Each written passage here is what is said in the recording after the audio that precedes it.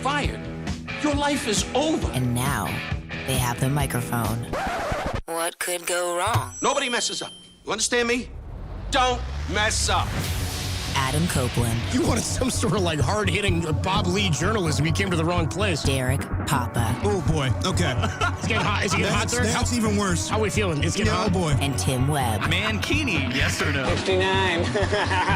We go with this, Tim. It's a dirty job, but someone's got to do it. Ridiculous. Completely ridiculous. Welcome to Dirty Work. KNBR 104.5 and 680. The sports leader. Dirty Work on a Wednesday afternoon. Adam Copeland, D-Pop. No Tim Webb. We got Dan Dunn in that mug sitting in there. I like looking at that face. What up, Dan Dunn? Dan, how you doing, bro? How we feeling this morning? This morning? Oh, yeah. Still a little hungover, Dan got after it last night. Oh, dude, I knew about because you know what's funny is Dan, your buddy. What's your best friend? What's your best buddy's name? Aldo. Aldo, yeah. Yeah, I was playing. I played softball last night against Aldo. Oh. I was standing on first base. Aldo was playing first base as the defender. You're talking Aldo from Inglourious Bastards here? I'm talking Aldo the shoes. He goes, you going to see Dan over at that? Danny asked me if I was going to that block party. I said, no, bro, I'm here. I'm here to catch this L from you. I'm here to watch you guys mercy rule my team. That's what I'm here for. No, so you guys got after it at the and then I got a text from Rick Tittle. Yes. It was a photo of you three, you, Danny, and Rick. Yeah, Rick loves the selfies. Yeah, Rick loves a selfie. Yeah. Anyway, so no, I did not get after it. No. And for all those wondering, Scott, still out of town, did not show up He to was karaoke scared. last night. He was scared. Yeah, scared Scott. Yeah. He's still in the Philly. I think he's still on vacation. So I think when he gets back into town, it's going to be a rude awakening next Tuesday when he rolls in and he finds out that You've taken all of his friends and his I songs. started sleeping with his songs, yeah. They don't love you no more, He's going to man. come home and he's going to see me sleeping with his songs, and he's going to be like, what the all these hell's going songs on? are pregnant. He finds me in bed with one of his songs. He's going to be freaked. Oh, my God. He's like, oh, my God. You're sleeping with Careless Whisper? This is exactly what happened with my last killer song. Pretty good, dude. Yeah, 408 says, please update us on Scott from karaoke. I've been waiting all day. No, 925 says, here's another one, dude. I love the filth coming in hot and heavy. 925 says, you hear they got Cesar Chavez 33 years after he died. Yeah, they got him. They're coming out. You have to look it up in the break. Dude. They may be changing names, dude. Oh, seriously? They're ripping down statues again, bro. There's a lot of streets in Austin with Cesar Chavez. A lot of schools and streets. One in San Francisco. Of course, yes. They're tearing that ass down, it sounds like. Okay. They got him. I'll do some research, though. Yeah, they got him, dude. Oh, they got him? 33 years after. They got him. Anyway, so Dirty Work with you on a Wednesday afternoon. We'll be with you until 6 o'clock tonight. By the way, Diners Nightly coming up with Larry Krueger. With the Warriors in Boston, Danny writes here. I believe Danny wrote this. Yeah, Danny wrote this.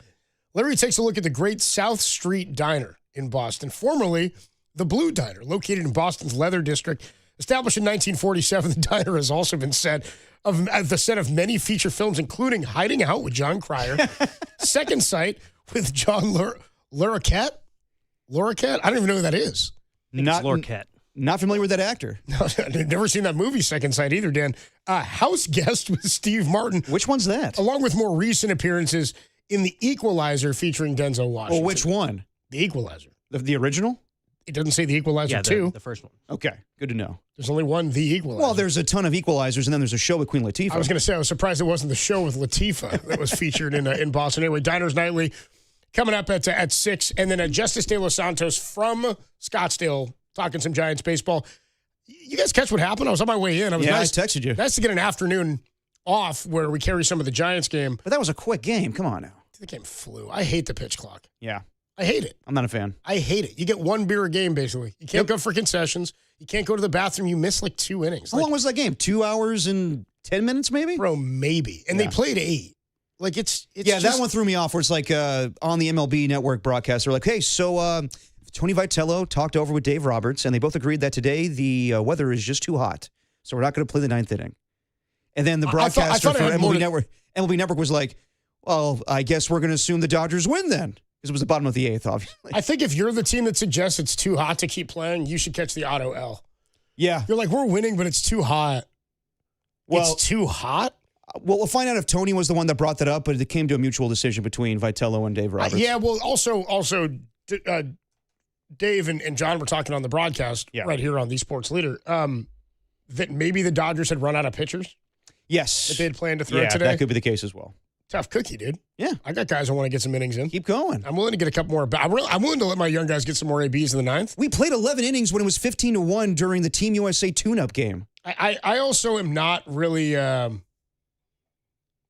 kind of rubs me the wrong way that Vitello's like cutting corners off the game, you know? You think so? I'm like, I'd like you to manage that ninth. This is his college baseball manipulation. Just be I'm like, hey, what is guys, this? come on. What's a Let's double go header? So home." we're playing 2 7-inning games? What the hell is this about? I mean, you hear You're blaming Vitello for this. Yeah, I'm like, Vitello, I don't like you cutting corners Yeah. here, dude. I want you Your to guy, Bob Melvin, would never do this. No, Melvin would never do. Kapler would have finished 9. You know what I'm saying? Even Gabe would have done 9. He would have gone 10. I'm down to go for 10. Yeah. You want to play? I need to get some more innings in here. exactly. Got to get my guys some more reps. Yeah. Like Kapler would have been out there. He'd be like, I brought my suntan lotion. I'm rubbing it. I'm tating it up. Whatever's going on. This game profiles like a 10-inning game. Give me my coconut oil. I'm ready for the 10th. You know what I mean? Let me tan myself up. Let me grab my ankles and I'll tan myself up here. You know what I mean? I'm gonna lay on my back. He's just going down to outfield. I'm gonna lay on my back. I'm gonna touch my toes and get some sun down there. And It appears that Gabe Kapler, the manager of the Giants, is down to a Speedo and tanning in left field.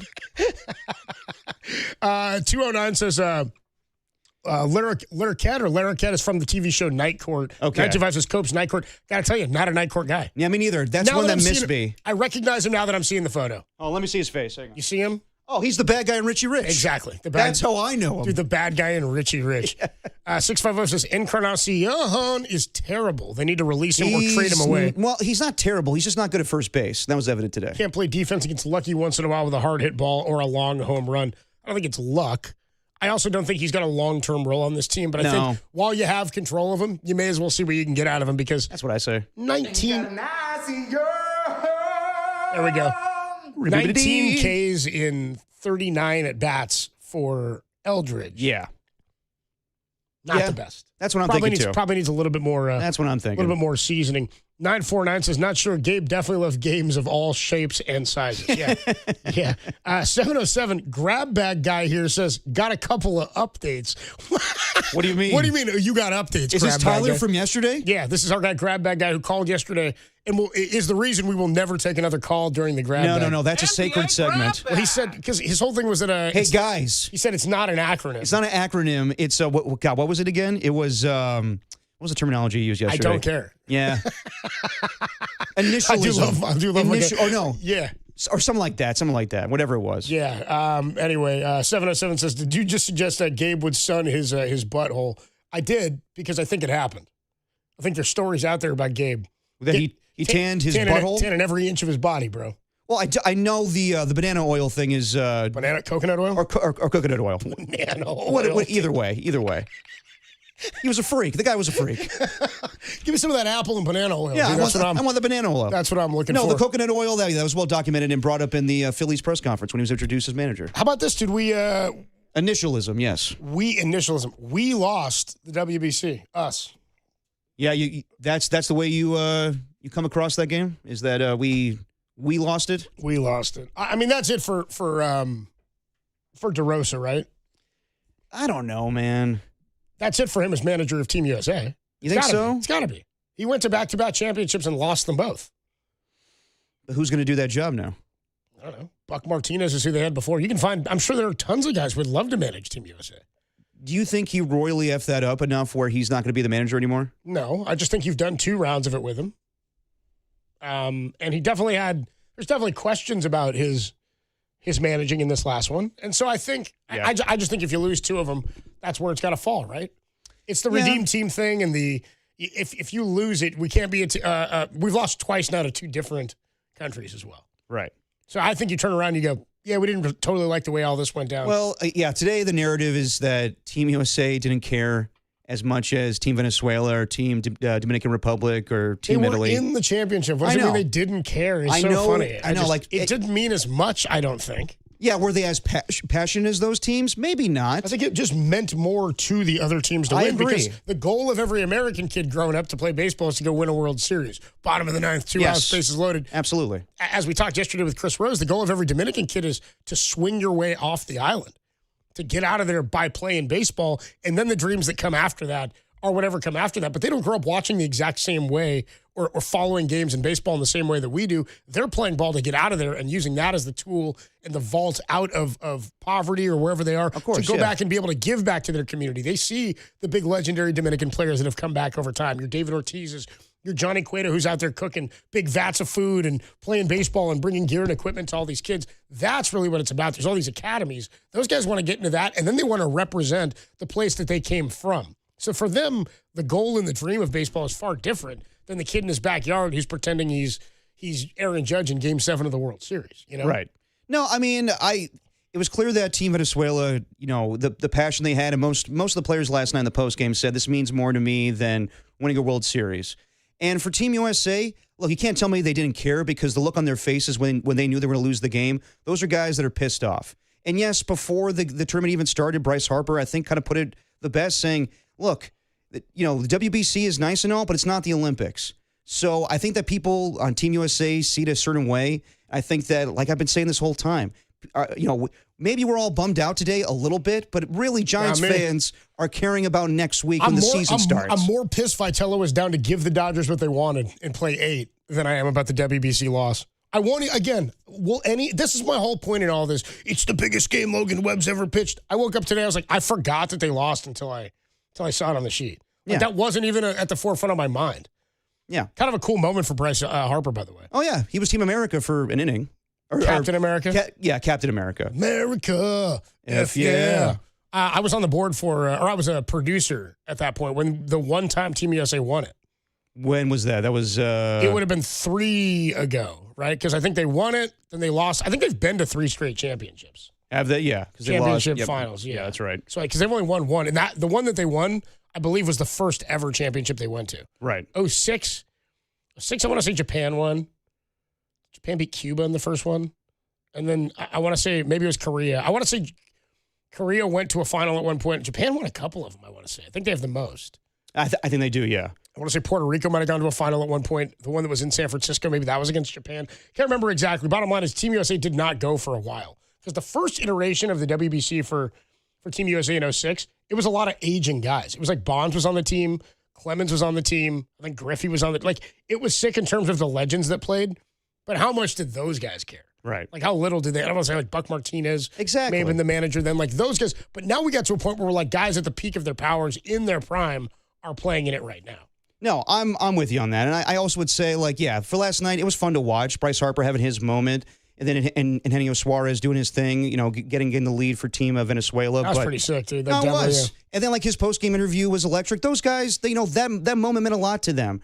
For Team USA, yes, it would have been nice, but these guys care more about winning for the Phillies or the Yankees or the Giants. And honestly, for me as a fan, if they would have won last night, cool. But I really don't care that much. Like, I'll be completely honest. Team USA winning in hockey's awesome. But I care more about the San Jose Sharks winning a championship. A couple years ago. Tough deal last night, by the way, too. Yes. Tied it at 3, and then Edmonton pulled away. They lost 5-3. I didn't like that. I don't know about playoffs right now. I didn't like that at all. We'll talk about there's still 16 games left in the season. Yeah. But a couple years ago when Team USA won in basketball, Steph Curry had an all-time moment.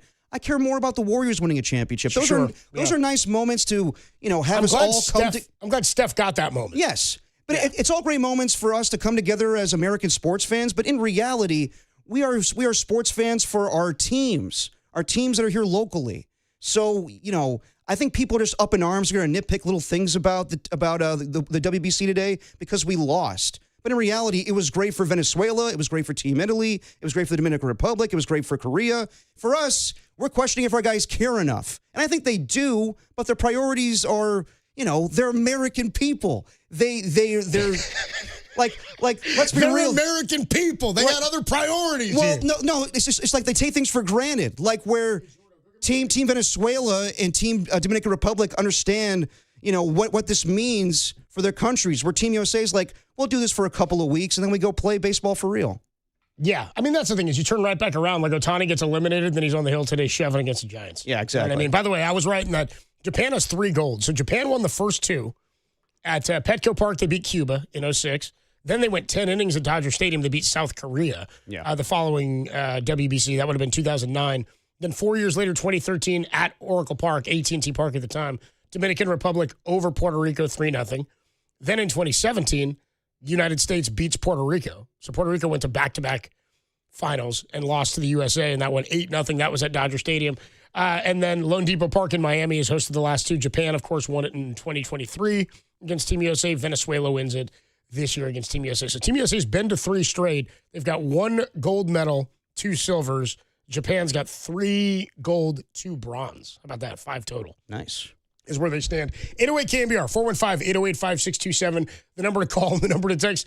Are you disappointed in the loss at all? Because really your emotions today, no matter what you said leading up to the game, your emotions today will tell you how much you actually cared about that game last night or about this tournament. Are you disappointed that Team USA lost the WBC? Or have you already moved on and thinking about opening day, Logan Webb on the hill now. against the Yankees? Come on, people. Next Monday. Hey, come on, people. This is crazy. By the way, we get This is crazy. don't we have the Giants playing against a Mexican League team on Monday and Tuesday at the ballpark? Do we? Sultanas de Monterrey. Is that They're right? not playing the Tigers again?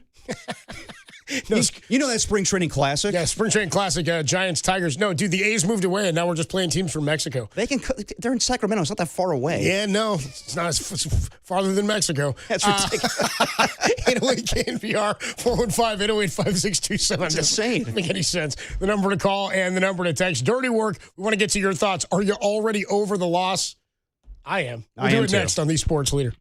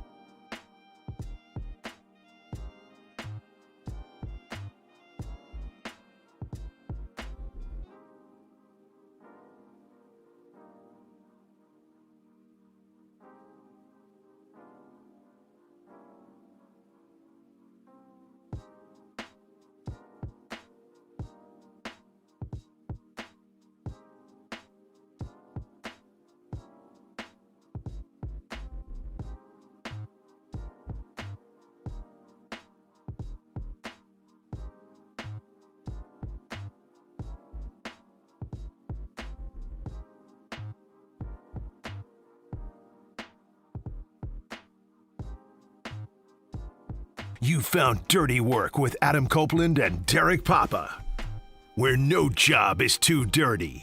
On KNBR, the sports leader. Dirty Work is sponsored by Jack's Restaurant and Bar, an all-day, any-day kind of place. Harper sends a fly ball to deep center field. Better late than never. Bryce Harper has tied the championship.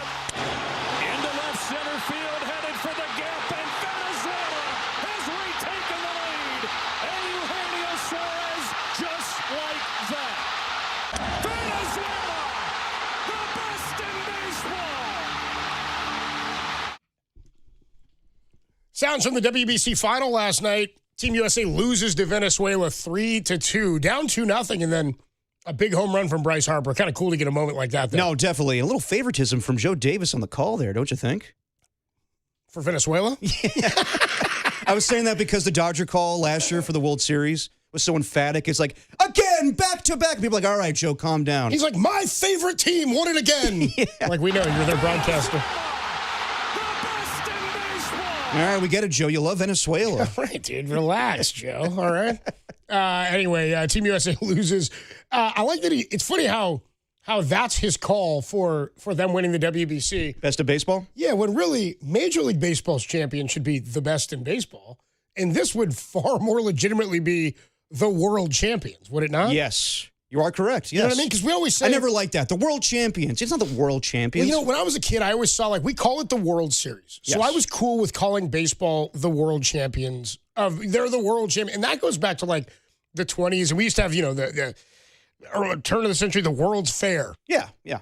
We had comic books, the world's finest, that used to come out. It was like Batman and Superman combo issues every year. The World's Fair isn't a part of that. It's part of a Batman comic, isn't it? It's incorporated. World's finest is what you're thinking about. Oh, World's But the finest? World's Fair is just the World's I'm just saying that was how they'd advertise things. So it's like Gotcha. you blow it up and it's okay. You call it the World Series, you call it the world champion. The same as I was always down with Super Bowl winner as the Super Bowl champion. And then at some point in the World last champs, baby. In the last 20 or 30, I think it's in our lifetime, Derek, that they started calling. Because they didn't used to do that. I think it's before us, man. You think Brett Favre said world champions? I thought they were just Super Bowl Phil champions. Sims was saying world champions. Maybe they were, and maybe I just didn't become aware of it. But I always felt like in football it was more ridiculous.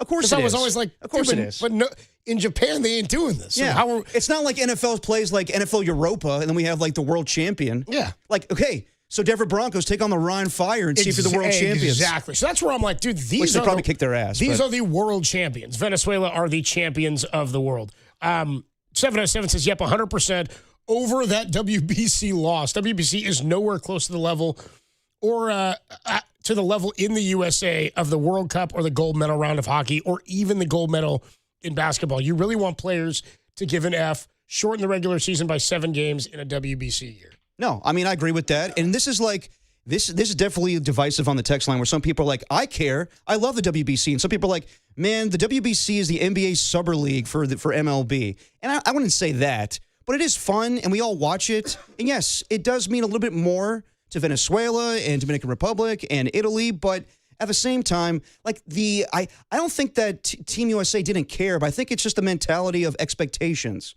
And I'll never forget, I think Mark Schlereth says in what is it? What's the documentary on Not NFL Network with all the Super Bowl champions? You talking about America's Games? America's Game. They do the 98 Broncos, and he's talking about how, in 97 it was awesome. We won the championship. 98 it was just relief because there was so much expectations. I could just finally relax because I finally did this. With Team USA, with baseball, it's kind of like that. Where I think they kind of treat it like business. And yeah, with the U.S. mentality of baseball, it's, you don't show anybody up. You're humble. With Team, Dominican Republic or Venezuela, they brought more flavor to it. They brought more excitement to it. And I'm not saying that anybody on Team USA didn't have that. But at the same time, yes, they saw it as more business and expectations. And those guys really were playing with joy, as Steve Kerr would call it. So, yeah, I think that today, there's a lot of narratives out there, Mark DeRosa was in over his head. Why didn't he go to Mason Miller in the 9th inning? We're just really nitpicking things, but really, we just lost. That's the bottom line. 808 KNBR 415-808-5627, the number to call and the number to text. And don't forget, they played one game. You know what I mean? It's no baseball championship decided by one game. Let's go out to the phone lines here. Let's go to Marty is in San Francisco. The WBC. Marty, what's going on, man? You're on the Sports Leader. Adam, how are you, brother? Good to hear you. You too, Marty. What's up, man? Well, I was originally going to dog you on the John Larroquette thing because I know you know who he was.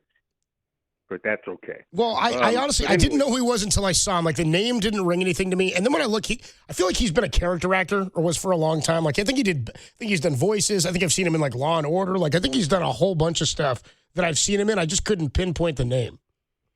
Yeah, he's in the movie Stripes. Yeah, he's in Stripes, exactly. Oh, he is. Yeah, he's in Stripes. Yeah.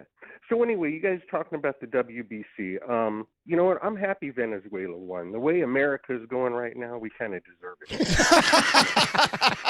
it. Yeah, all right, yeah. But anyway, that's my take on it. I miss you guys. I wish you'd come out to Honolulu and visit. Oh, dude, well, That's where I'm at. yeah, well, we're hoping to get back out there again in November. I know we weren't in Honolulu. That's almost never where they send us. I appreciate the call, though, Marty. Thanks so much, dude. I just, yeah, we love getting out there, man. We had a lot of listeners in the Hawaii. Well, I only did it once. You've been 3 times now? I think I've been 3, but each time has been the Big Island. It hasn't been Oahu. So I think they used to we go were to Kona Maui. last time, and Yeah, that's where I've been all 3 times. Right, I used to go to, I think it's been 3. Maybe 2, maybe 3. I think I've done 3. Was for me. You've done 3. I think I've done 3. Wait, hold on. Do we take a year off? No, There's yeah. a year off in between. Yeah, but you done 3. I did 1. We'll see if we do another. Okay.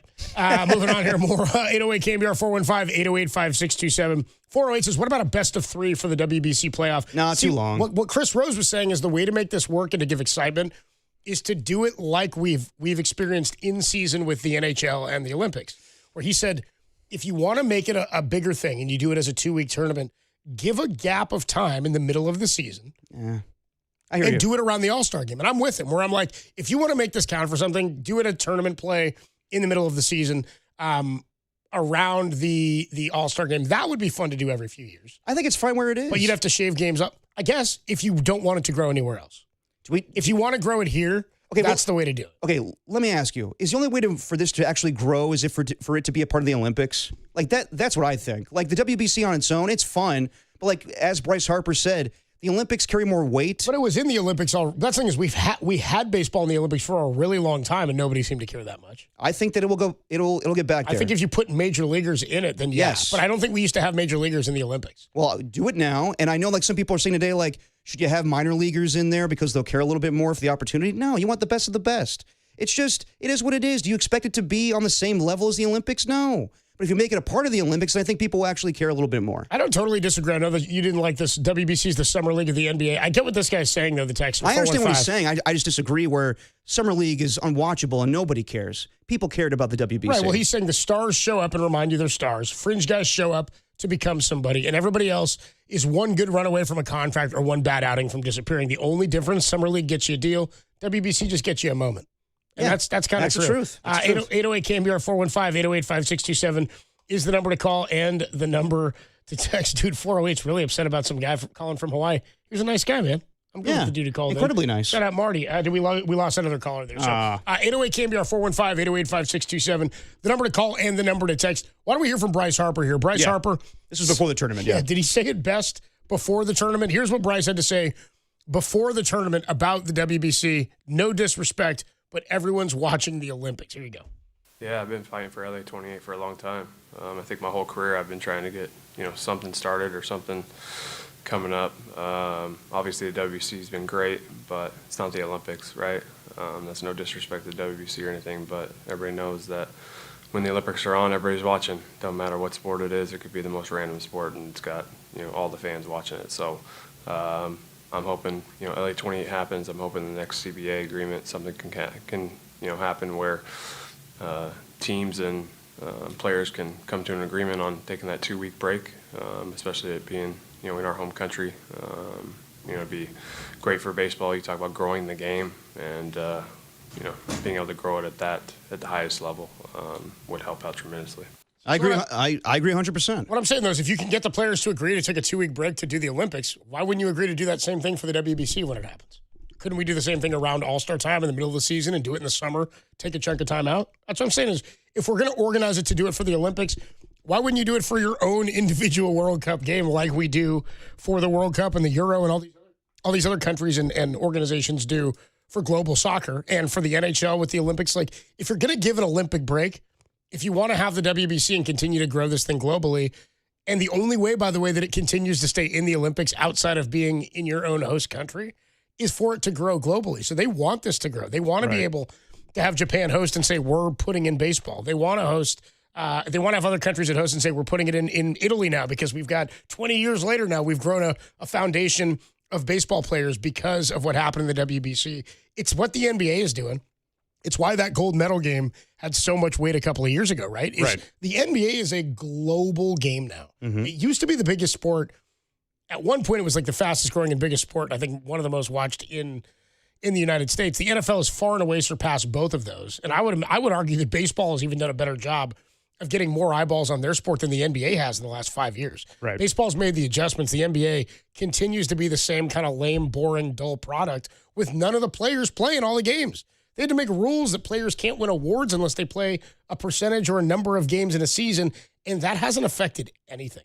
It hasn't changed or been a deterrent for anything. You're telling me Steph's not going to win MVP now? I'm telling you, it's not happening. Damn it. He can't. He's not eligible. I know. But more to the point is, like, the players don't play in the NBA. I know. The best players don't play enough. And when they tell me themselves that they don't care, why should I care? That said, all the best players all wanted to be out there for every minute. And I mean, everybody was talking about how bad it was that Jason Tatum didn't get a chance to play because of the way that Steve Kerr coached that. Yeah. Who gives a damn? We're talking coaching decisions because there was so much talent. Those were some of the most fun basketball memories any of us will ever have. Of course. The LeBron dominance, the run that they had to go on, Steph at the end with KD and LeBron on the floor. That whole documentary with Kobe, yeah.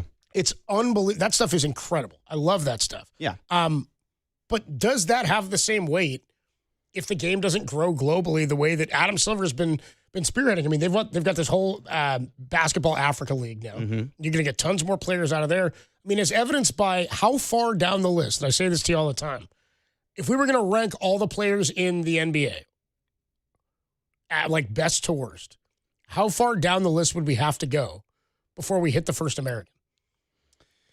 We'd probably have to go 5 or 6. Like, who's the best American player right now? Anthony Edwards? Yes. He's not the best player in the league.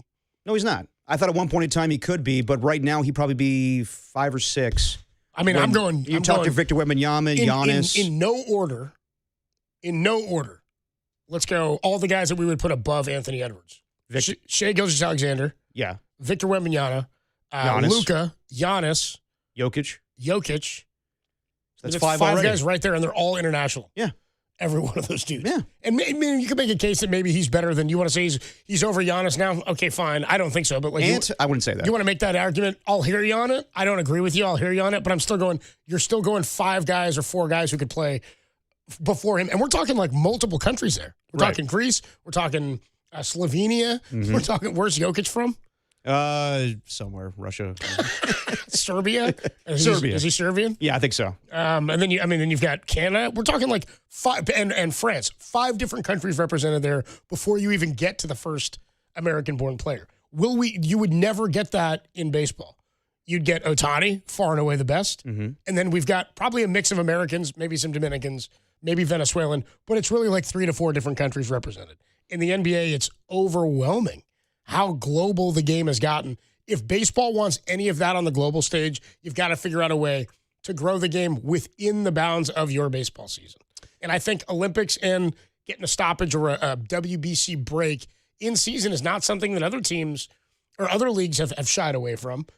It's better. I think it's better to do it like that. And I don't mean like NBA tournament style. I mean like Olympic hockey break style.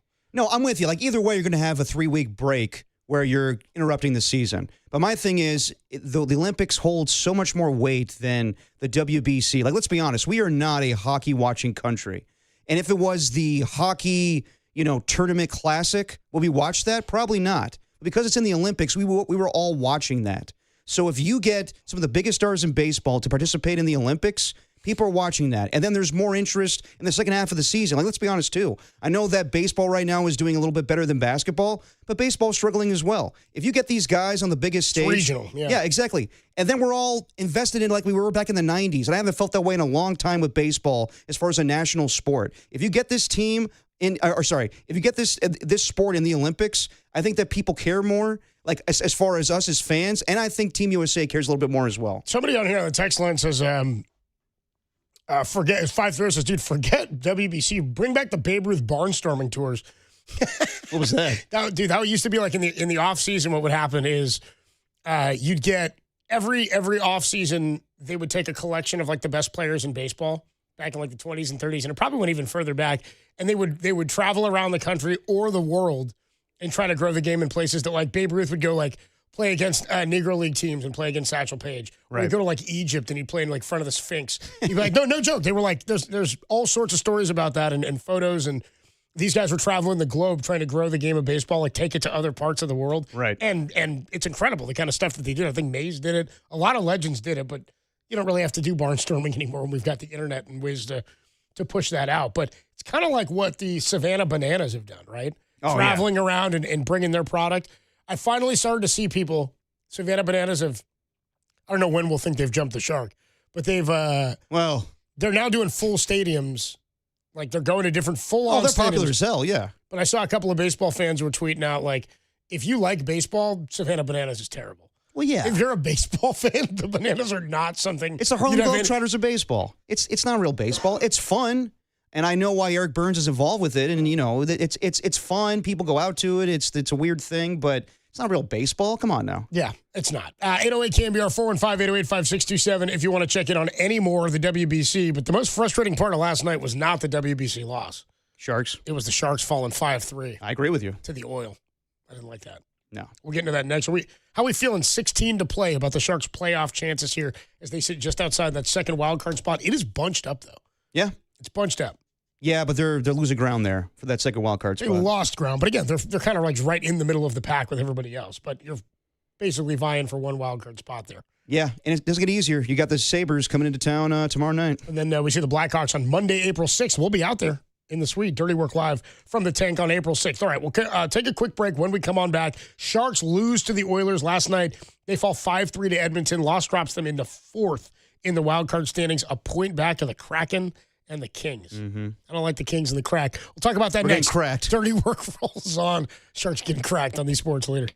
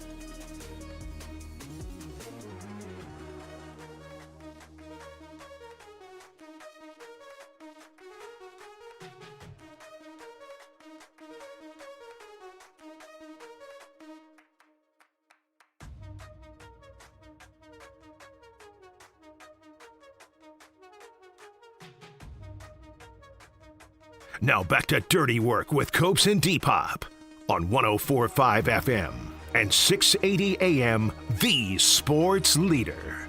Dirty Work is sponsored by Jack's Restaurant and Bar, an all-day, any-day kind of place. Block with a goal and an assist today. Rushes back into his own end, can't get it. Here's a Henrique chance toward the net. Save, rebound, score! That's Max Jones on the rebound. As the Henrique drive was stopped by Nedeljkovic, but the big wide body of Max Jones gets the stick on the puck, and it puts the Oilers in front 4-3.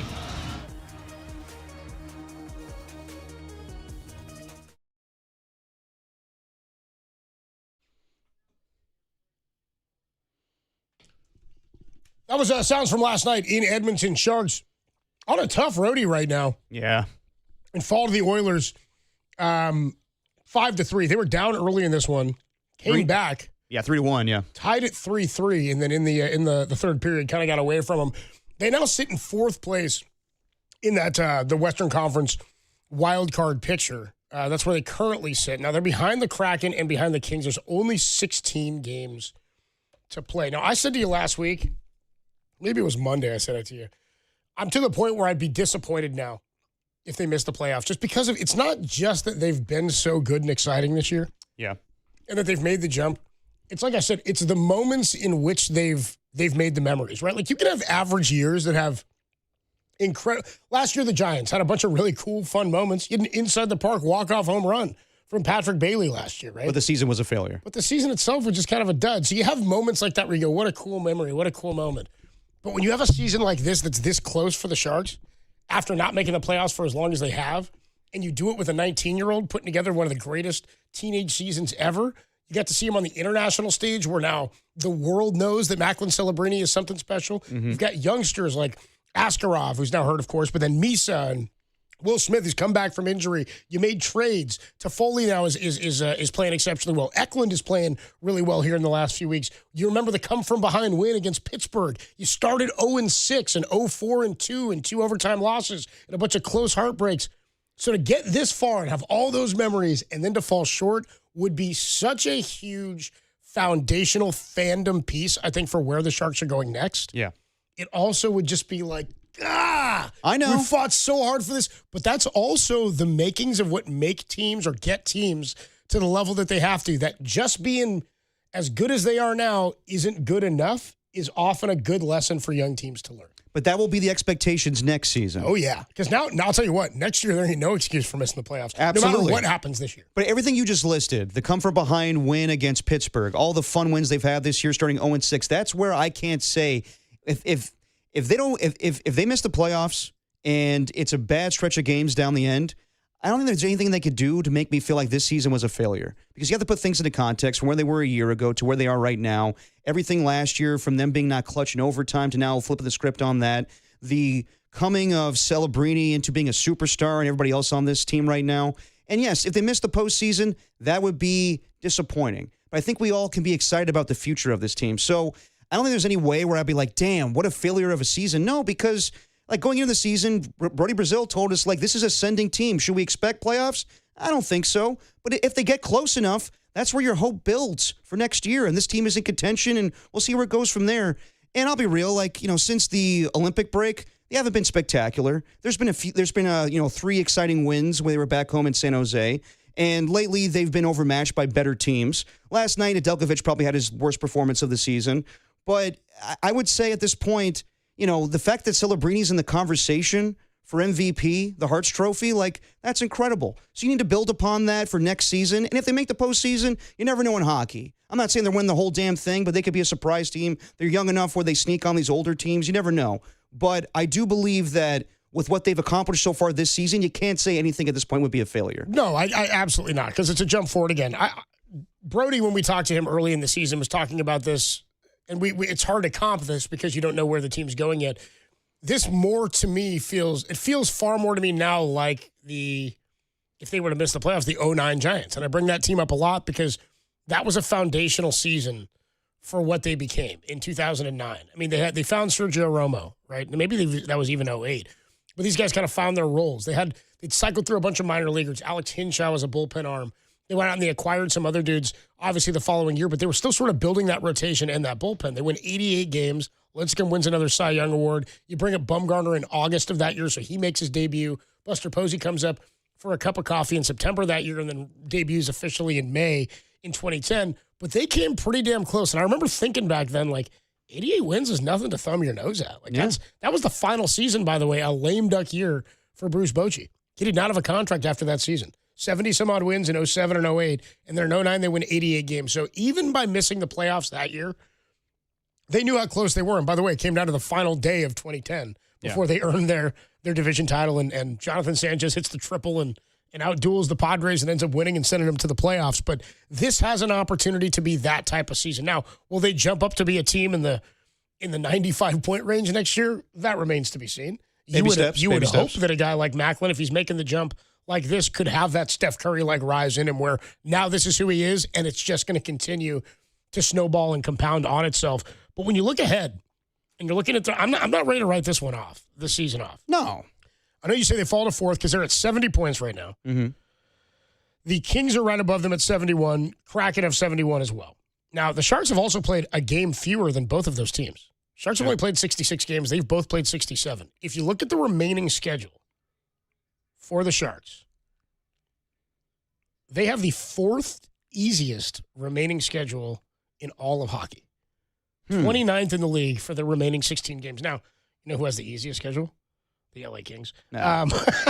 But if you go up a little bit further, that's not good for us. Seattle's at 19th. Like, that's not spectacular, but you don't see Seattle again either, which is also tough. And I don't think they see the Kings again either. They do not. And the Kings do see the Kraken. You see Edmonton again on April 8th in San Jose. You see Edmonton again, which is intriguing mostly because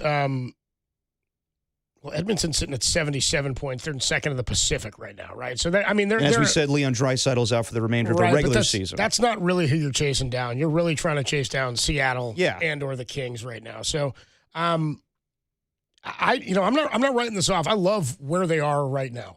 This is all I said to you at the midway point of the All-Star break and the Olympic break. I said, hey man, you want to be playing meaningful games in the final month, whether you fall short or you get in. You want to be in a spot where you know what it's like as a young player to compete. Yeah. And whether Ryan Warsofsky continues on, and we'll talk about that when we get into the offseason, is he the guy to take them to the next level?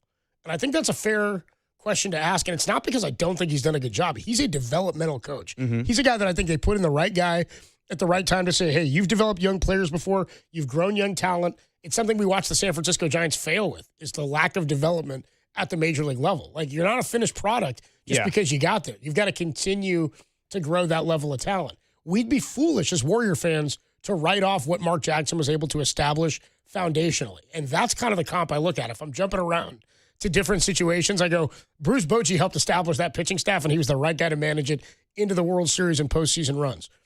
I do think Mark Jackson was instrumental in the foundation he built defensively for some of these young guys. And Steph Curry and Klay Thompson, does Klay become the elite two-way defender that he was by the time Steve Kerr got here? I think you needed Mark Jackson's foundation there. I just don't think he was a good enough coach to get them over the hump. I think the talent took him as far as it would go. That was obvious. I don't know enough about the strategy of hockey. I do know that Ryan Warsofsky is a good developmental coach. I wonder if they get to a point where they go, maybe we're better than we thought we were already, and maybe we need somebody else who's now going to put the X's and O's together. And I'm not ready. This isn't nothing to do with the job I think Warsofsky's done. I do wonder, though, when things happen at an expedited level, the way they have for the Sharks, do you look at this and say, hey, not that he's holding us back, but is there somebody else that can give us more?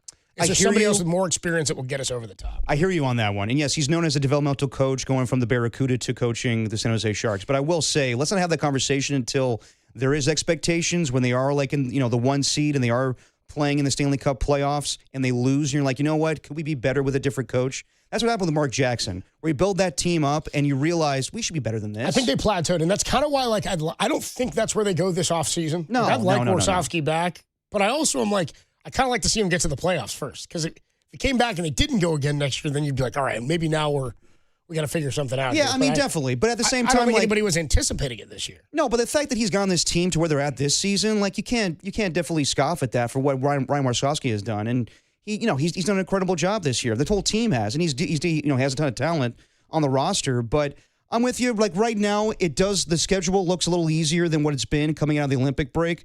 Tough stretch at the end here where they go to Nashville, Chicago, Winnipeg. I mean, despite the teams they're playing, when you finish 3 games on the road, that is difficult. So I would say I'm hopeful they make the postseason. If they don't, I'm okay with the season they've had. And I just want to build towards something where this team will be like the San Jose Sharks of the old days with Joe Thornton and everybody else, where we can actually say, like, okay, this team is exciting again. And it is right now. The tank is full. Like, we're talking about them being more entertaining than the Golden State Warriors right now. I never thought we'd say that on Bay Area radio when it comes to hockey here. But that's the case when Steph Curry's out for months now, and Macklin Celebrini's the talk of the Bay Area right now. And, we'll be more focused on the Giants in a week, but the San Jose Sharks are not going away, and that's what I want. Whether they make the postseason or not, I want them in contention. I want this team to grow. I want the stardom of Macklin Celebrini to grow as well. So it's interesting to me that the Bay Area is getting onto this team, and the San Jose Sharks are must-watch hockey right now with this kid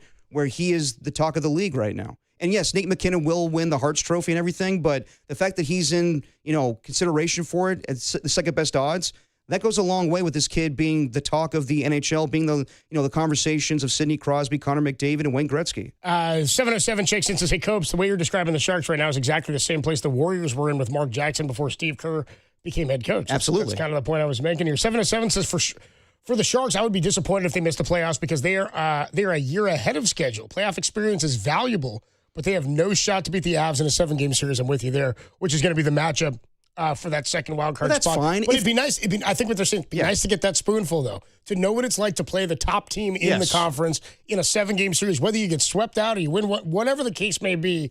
It's nice to get that taste. It's Steph Curry had to lose before he got over the hump. That's the best thing in sports, Michael honestly. Jordan had the Jordan rules before he figured out how to get it done. Honestly, that's the best thing in sports to me is when you're a young team and you learn how to lose in the postseason. That's how you build a team up. Like, yes, it's one thing to lose in the regular season, but then you turn those wins around. Like the fact that they've gone into places like Pittsburgh and come back from a 5-1 deficit in the third period, that says to me, like, this team isn't scared. They're learning how to win. Can they learn how to win in the postseason level? That's the next step, and we'll see if that happens this season or next. But that's a big thing in sports where you have to learn how to lose in the postseason, and then you can learn how to win and win championships. 707 says, got to correct you, Derek. Warsofsky never coached the Barracuda. That's true. He coached the Chicago Wolves in the AHL championship my bad. before he was added as an assistant coach to David Quinn's staff 3 to 4 years ago. 831 says, can we shout out Mario Ferraro? He's on a heater. The Sharks didn't trade him and said thank you in kind, and he said thank you in kind has been on a heater. 510 says, now I see why you guys don't talk hockey. You have no clue what you're talking about. Well, good contribution by you. You've proven us wrong. 530 says, Copes and Depop, they're just too thin on defense. That's been the problem all season. Yeah, probably. Too thin on defense. Forward group is deep. No question. D is terrible. Can't give up 4 goals in a game, especially in the playoffs. And that's happened now a couple of times. 7 goals allowed the other night. You build upon that. You know your weaknesses now, and you can build upon the strength of your team as well. 209 says, I just tuned in. Is there a contest going today? Thanks. Listen for the cue to call. You'll see. Adam Copeland, Depop, Tim Webb is off today. Danny Dunn and his mug hanging out with us. We'll take a quick break. When we come on back, we are a week away from Giants baseball. Cactus League season's just about done. We got Monday, Tuesday exhibition games at the ballpark, and then Wednesday, 2 o'clock, we got our Giants roundtable. Me, you, Murph Marcus. JD's doing it? JD and Greg Silver. How about that? I got to pit Murph and JD against each other. Oh, I can't wait for that. Actually, I don't even have to do it. They'll do it on their own.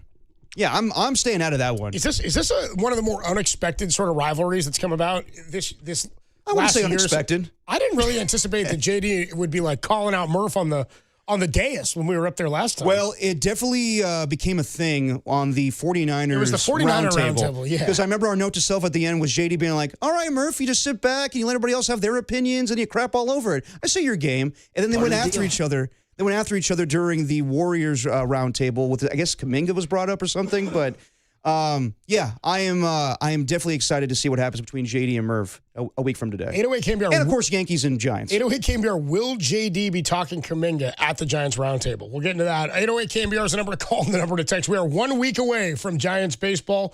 What are you most excited about for this season? We'll get into that next. Dirty Work rolls on the Sports Leader.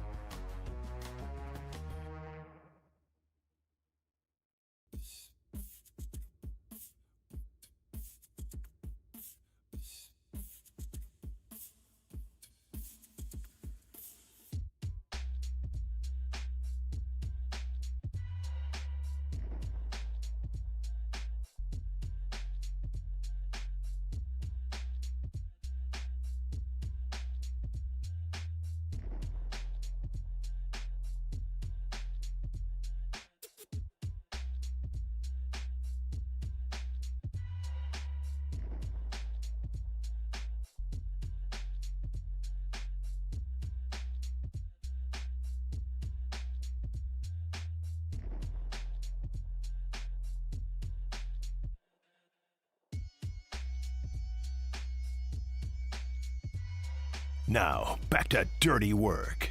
Adam Copeland and Derek Papa on KNBR 104.5 and 680 AM. The sports leader. Dirty Work is sponsored by Jack's Restaurant and Bar, an all-day, any-day kind of place. Or it's 103 degrees out. Yeah. You have any problem with just playing 8? Here's a ground ball to short. Basabe up with it over to first for the out. For us, right at the moment, we're just going to go to our normal break, but the Dodgers are not taking the field, so it looks to me like that's going to put an end to it. But we still need to do our break, right, Brian? Okay. What do you think, Dave? Let's take our break and meet you. Oh, God, I love John Miller. I was listening to that on BART on my way in. So, like, we carried the game today, started at 105, Giants and the Dodgers. Made me laugh because I heard that. I was listening on the Sports Leader app on my way in. Mm-hmm. And you texted me because I heard as they were going to break right before the bottom of the 8th, the Dodgers were the home team. I heard John Miller say, well, and it looks like both managers are having some kind of conversation down there around home plate. And we'll get more from that when we return on the Giants Radio Network, whenever he says we come back. And before they come back, you text me. Derek texts me and goes, dude, they're finishing after 8. And I was like pulling into Balboa Park Station. I was like, oh, boy. I'm going to be cutting it close here. I was perfect on time. Thank God for a post-game show, though. Yeah, I was going to, well, even, but on the spring training games, post-game shows are very brief. So I didn't really think I had all these extra You don't get breaks. a full recap from John Miller. No, you don't. No recorded highlights. Yes. Either. So anyway, the game, apparently the Dodgers were either out of pitchers or it was too warm for them to play baseball. So that's just like the saddest thing ever. I mean, 103's hot. They're out here playing in blizzards in the AFC Championship game. I know. and Vitello and Roberts are like, it's a little warm. Yeah. Don't you think? This thing's a little hot. Why don't we get out of here? Let's get out of here. I mean, 103 is hot, but like, come on, that's going to happen in June. Yeah, I mean, you're going to play games in Washington, D.C. and Pittsburgh. There's teams that play in ridiculous heat and humidity throughout all of the summer. Now, all that said, in Arizona, they play indoors. Yes, they do. With a retractable roof and an air-conditioned stadium and all that. Same as in, like, Florida, they do that. So neither here nor there. But it was just sort of funny how it came to an end after 8. Giants fall to Shohei Ohtani and the Dodgers. I don't want to say get used to that, but, you know. If you aren't already, where have you been for the last couple? I mean, of years? it was kind of like not the exact lineup you'll see from the Giants and Dodgers, but yeah. Okay, so let me ask you what I asked Chris Rose yesterday. Does Rafael Devers determine the Giants' success this year? Yes. Will they go as far as his bat will take them? Yes, he's the most important player, and he's the reason why you made a huge trade for him last year before the deadline. He's the reason why you trade Kyle Harrison away and get him, and hopefully you get 30 home runs. And he had a slow start to his time with the Giants, but absolutely for what his potential is, and the fact that we were talking about him as like a superstar in the same vein as like trading for Christian McCaffrey during the season. Yes, he absolutely is that guy. But it can't just be him. It has to be Willy Adames getting off to a hot start. It has to be Matt Chapman living up to expectations as well, where sometimes he goes cold. It really has to be also Jung-Hoo Lee living up to expectations as well. And honestly, if we're going to talk about a guy that has the most pressure on themselves for this season, I would say it's probably Jung-Hoo Lee. With this offseason, they kind of replaced you twice, getting Luis Arraez to be the true leadoff hitter, and then replacing you in center field with Harrison Bader. And once again, Buster Posey did not sign Jung-Hoo Lee. And that's a hard contract to trade, but I do think there's a lot of pressure on him. But yes, it is Rafael Devers. It's on Logan Webb. It's, like a lot of unknowns with the pitching rotation and the bullpen. But it really, like, Rafael Devers is the star, but he needs help. He needs company. He needs his buddy Willy Adames, everybody else, to step up offensively. He can't go through lulls again. Yeah, I don't, like, I'm with you. I hear like, if Devers has a 900 OPS, Giants offense is, I think, in good shape. But again, Barry Bonds, the best hitter we've ever seen. He never won a World Series. He only went to one, right? Exactly. Alex Rodriguez at 696 career home runs, went to one World Series with the Yankees, but like played for average teams or below average teams in Texas for a lot of his career and put up big numbers for the Yankees. But you can put up massive numbers in baseball and it doesn't affect your team. See Mike Trout Exhibit A.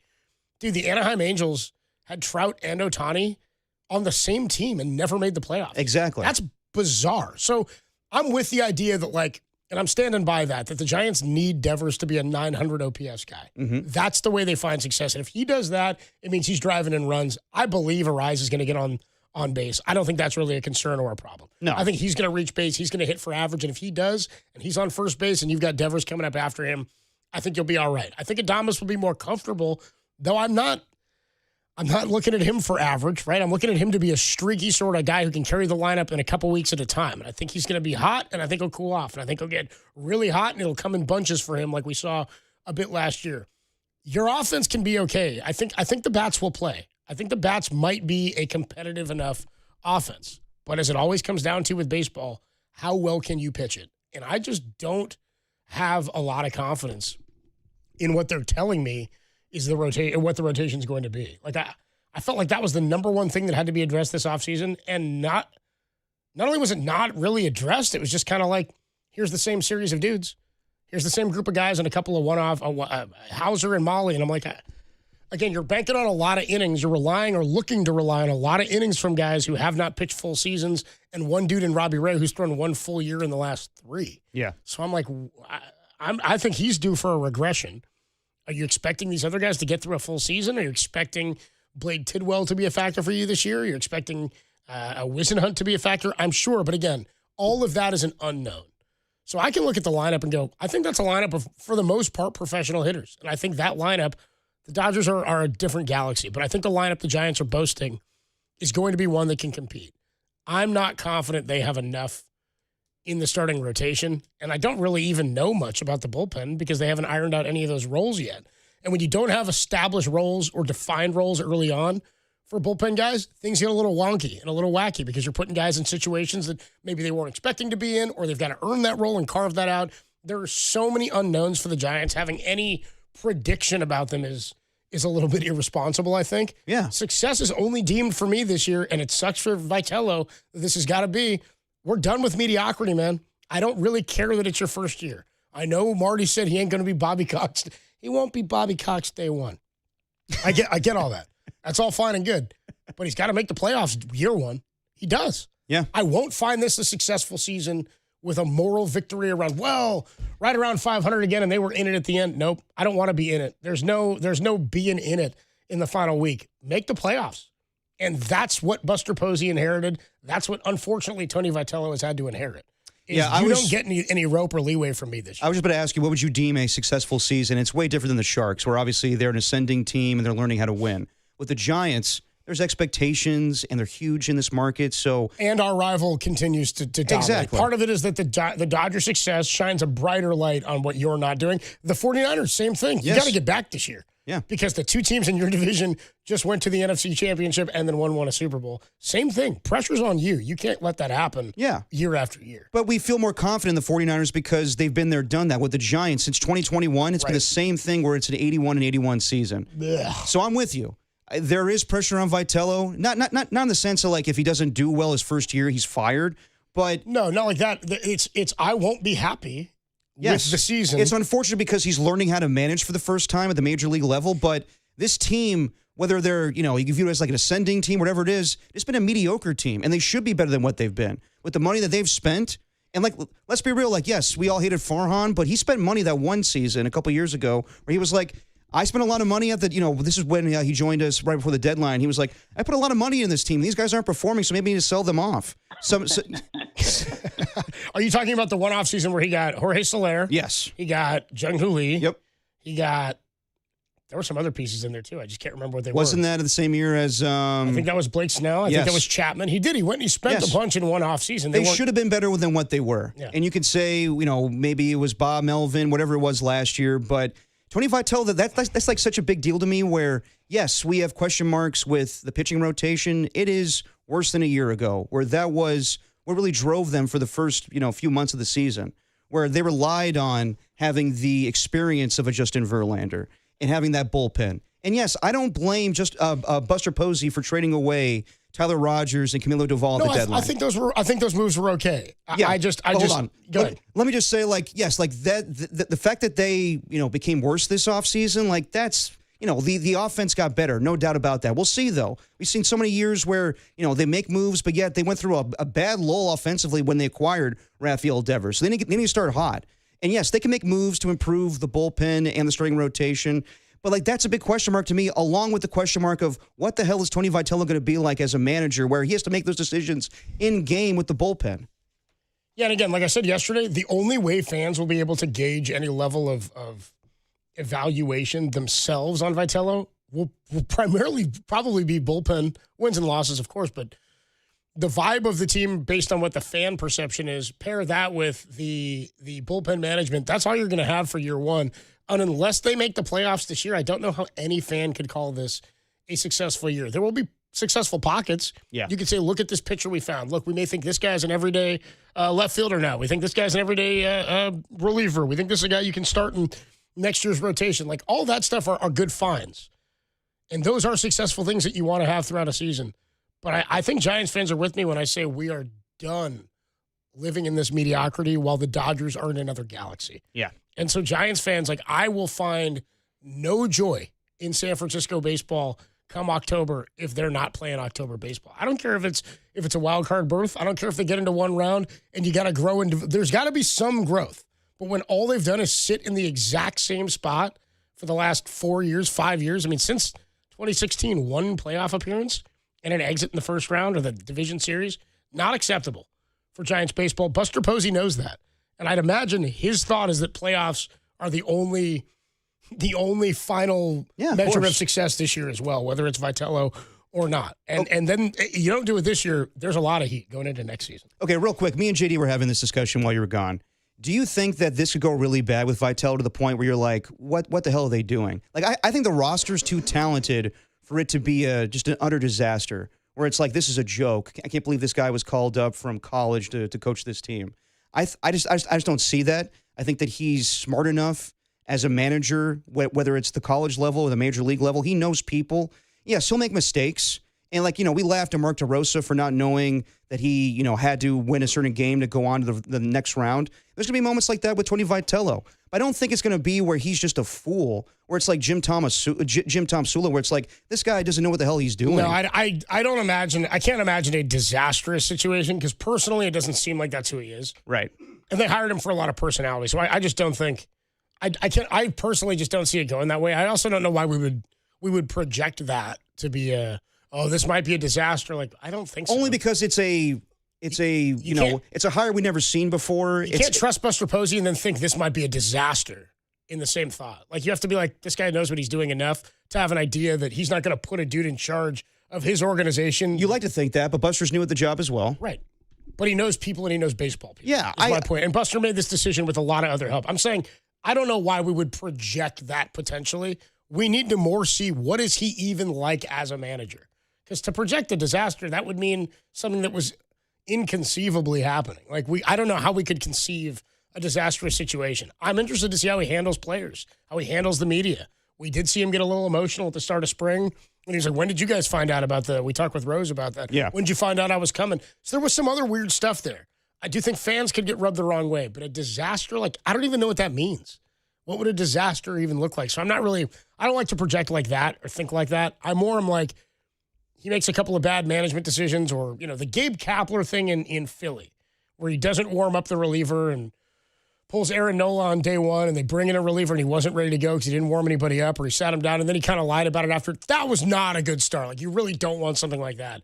But was it a disaster? No, it just didn't work out. So 808 KNBR 415-808-5627. 916 says, bad take. The rotation is so much better than it was last year. So much more reliable. The floor is so much higher. I don't know what you're seeing. I don't know how you say that. I don't know how you say it's so much better and the floor is higher. Well, Adrian Hauser, who they signed through 21 games last year, and is coming off of arm problems.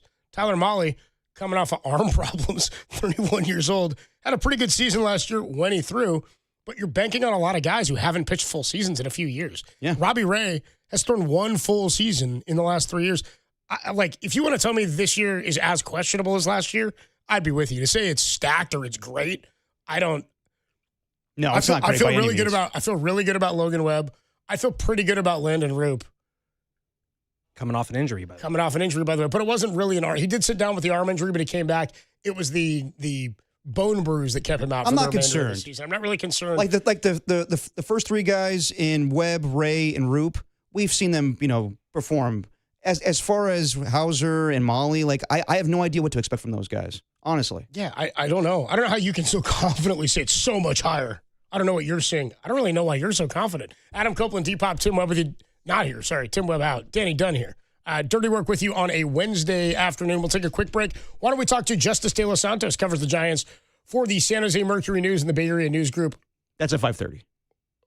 So we'll do that at 5:30. When we come on back, we'll get to your thoughts. 808 KNBR 916. If you think this pitching staff is better than opening day last year, I'd love to know why. 808 KNBR 415-808-5627. What is your biggest concern about the Giants? If they were to miss the playoffs, what do you think is the weakness now? What's keeping them out? 808 KNBR 415-808-5627. The number to call and the number to text. Dirty Work on a Wednesday on the Sports Leader.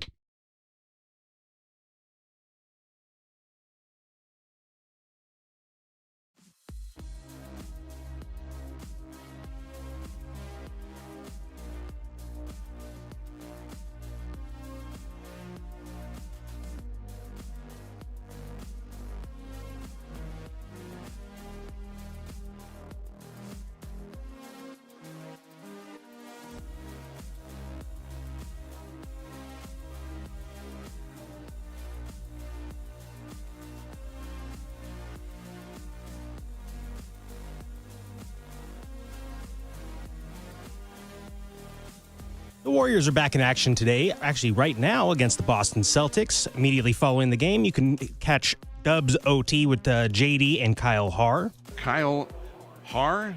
All right. On the Sports Leader.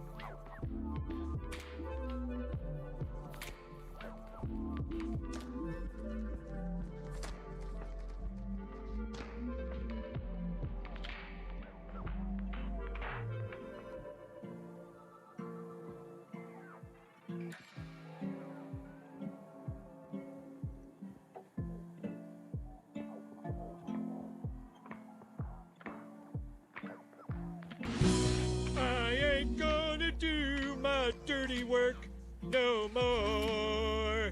Gonna leave my socks and dirty shirt on the floor. Now back to dirty work. Adam Copeland and Derek Papa in the KNBR Casino Matrix Progressive Jackpot Studios. Casino Matrix Progressive Jackpots are here. Where are you? Just drop in. Please play responsibly. Call 1-800-GAMBLER. It's almost like there are other sound bites that exist. Danny Dunn, my guy. The treasure trove of sound from Dan Dunn. And he came back with Ben Folds, my man. My guy, Dan Dunn. You know your way to my heart playing Simpsons related to dirty work. Yeah, I mean, it's incredible. Love getting Danny on the board when Tim is out. 808 KNBR 415-808-5627, the number to call and the number to text. 916 checks in. Same guy who said it was a bad take by us. His response is that, well, Hauser's ERA plus was better and Molly's ERA plus is better than what Verlander's was last year. Okay. But they've been injured. So, again, how was it a terrible take that two guys who are off an injury versus one guy off an injury from the year before? Right. Again, we're just relying on aging injured pitchers. If they were so confident, why weren't they all given multiple year deals? Exactly. I think these are again, these are all moves that Farhan would have made and people would have been irate about. Of course. No, how could you do this? Farhan found Kevin Gossman. He ended up being pretty good. Tried DeSclafani, was all right for part of a season. I don't think these guys are terrible. I think they're 4 and 5 starters, and I'm not thrilled about them. And I felt like I would have really liked to go see him get Framber Valdez. Yeah, something like that to add an ace. If you want to go all in, if you want to be a competitive team, the Dodgers are in your division. I think a lot of this also, these contracts had to do with what potentially could be happening with a lockout after this season. Yeah. I think some of that is taken into play.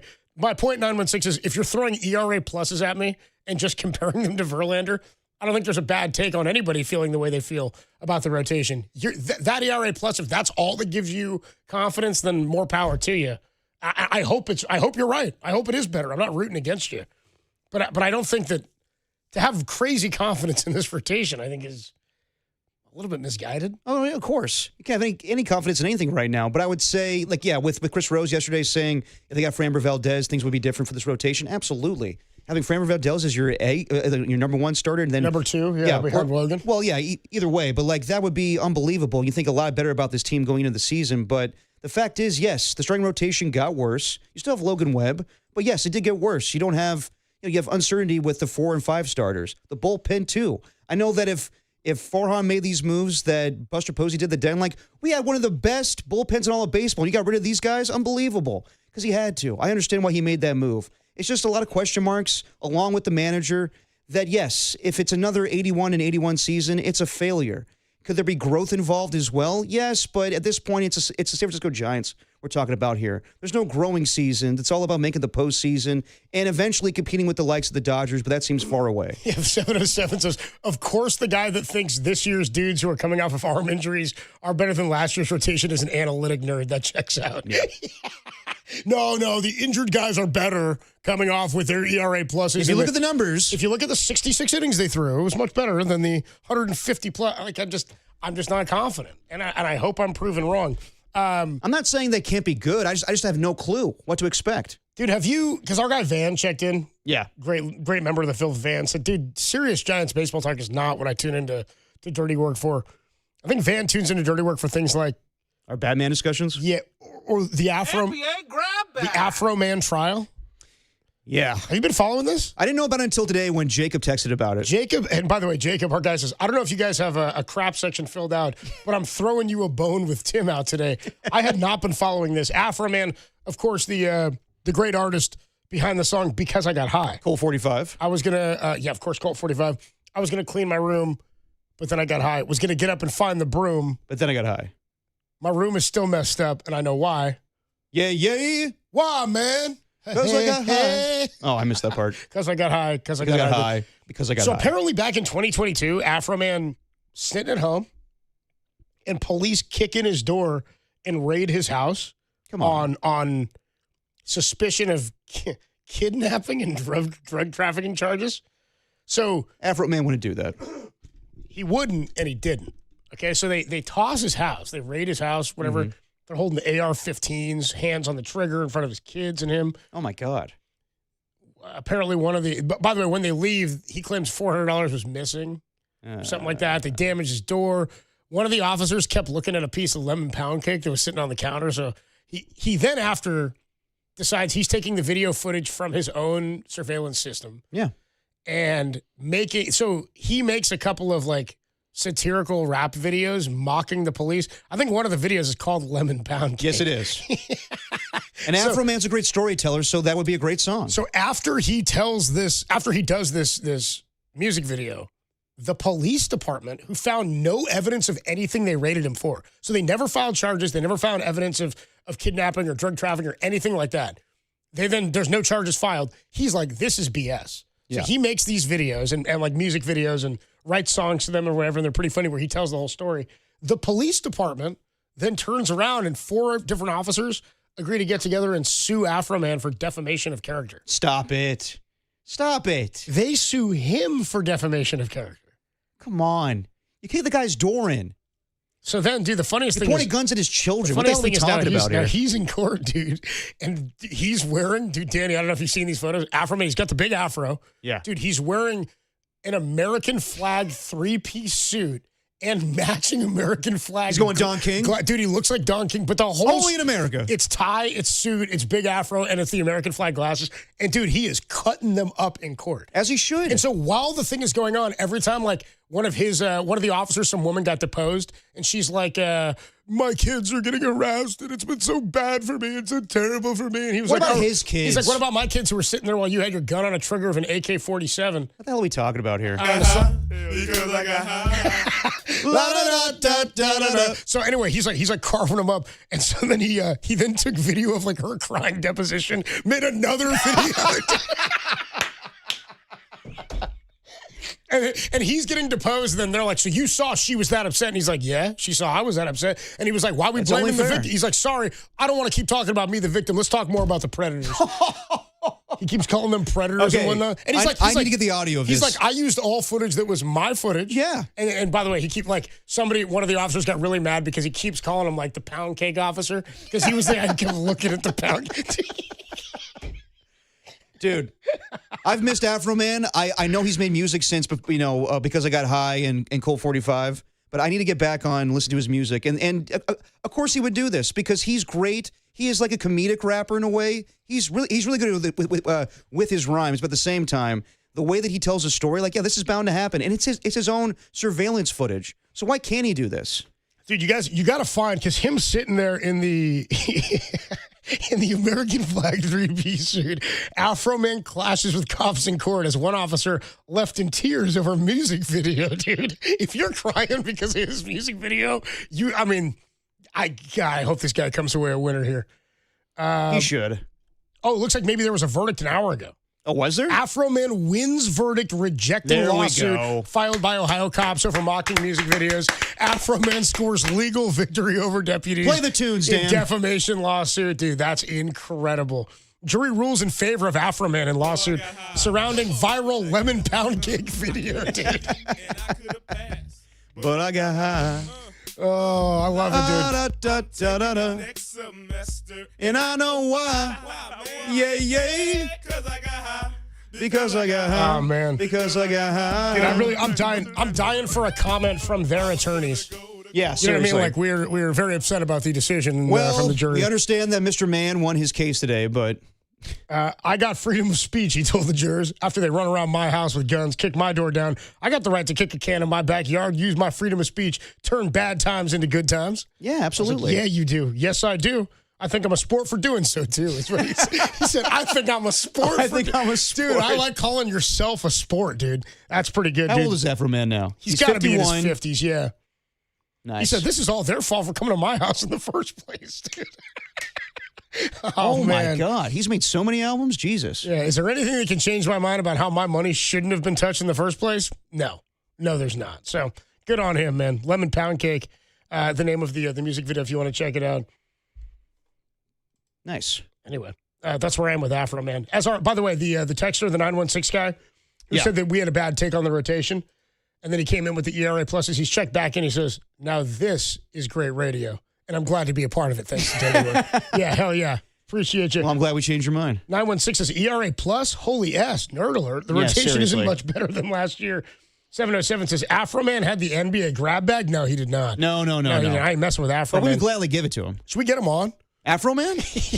I'll make a few calls. Can you try? I'll try. We would love to get Afro Oh, Man. yeah. on. Afro Man's a dirty work guy. Efficient.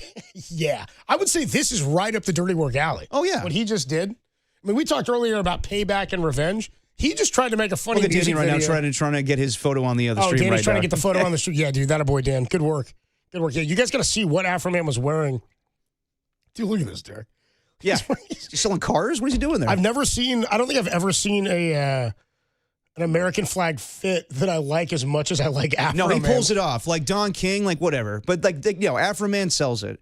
And look at him talking to people outside the courthouse. He's a man of the people, dude. He's like shaking hands. We the people. Shaking hands, kissing babies. We the people stand with Afro Man. There's like people with signs. Damn right you do. Damn right you do. Afro Man can run for America. 707. It's our guy Van says Afro Man is the real American dream. That's pretty funny. 707 says, don't sleep on Afro Man's Christmas album. I wasn't aware. Man, I need to go back because I know a few songs because I got high. Palmdale, Colt 45. I need to know his entire archive here. Afro Man content is in the Dirty Work wheelhouse. 650 checks in, says ERA is not an acronym, it's an abbreviation. Yes, thank you. Thank you. An earned run average. Initialism. Don't sleep on Afro Man's Christmas album. We do got to get into that. We'll have to find that around Christmas time. I didn't know he'd put one of those out. Danny, you can keep digging for that if you can. Are you still trying to get it up there, Dan? Yeah? Yeah, he's working on it. He's working on it. No worries. Keep going. We got a few minutes. We're going to catch up with Justice De Los Santos at 5:30. We do have a sound soiree coming your way as well, but I figured since we don't have a Pat H crap section today or a grab bag, Well, we'll be definitely doing a Pat H crap section with Danny. I think we're going to do a little bit of a little sports calendar with Dan Dunn tomorrow, and then of course we're going to do his double dip, which really is a triple dip. Well, yeah, where he gives us 3 topics, but it's a double dip for each of us. That's what it is. The Adams County Sheriff kicked down my door, Afro Man said. Then I heard the glass break. They found no kidnapping victims, just some lemon pound cake. And he says, Mama's lemon pound cake. It tastes so nice. I made the sheriff he said it made the sheriff want to put his gun down and cut him a slice.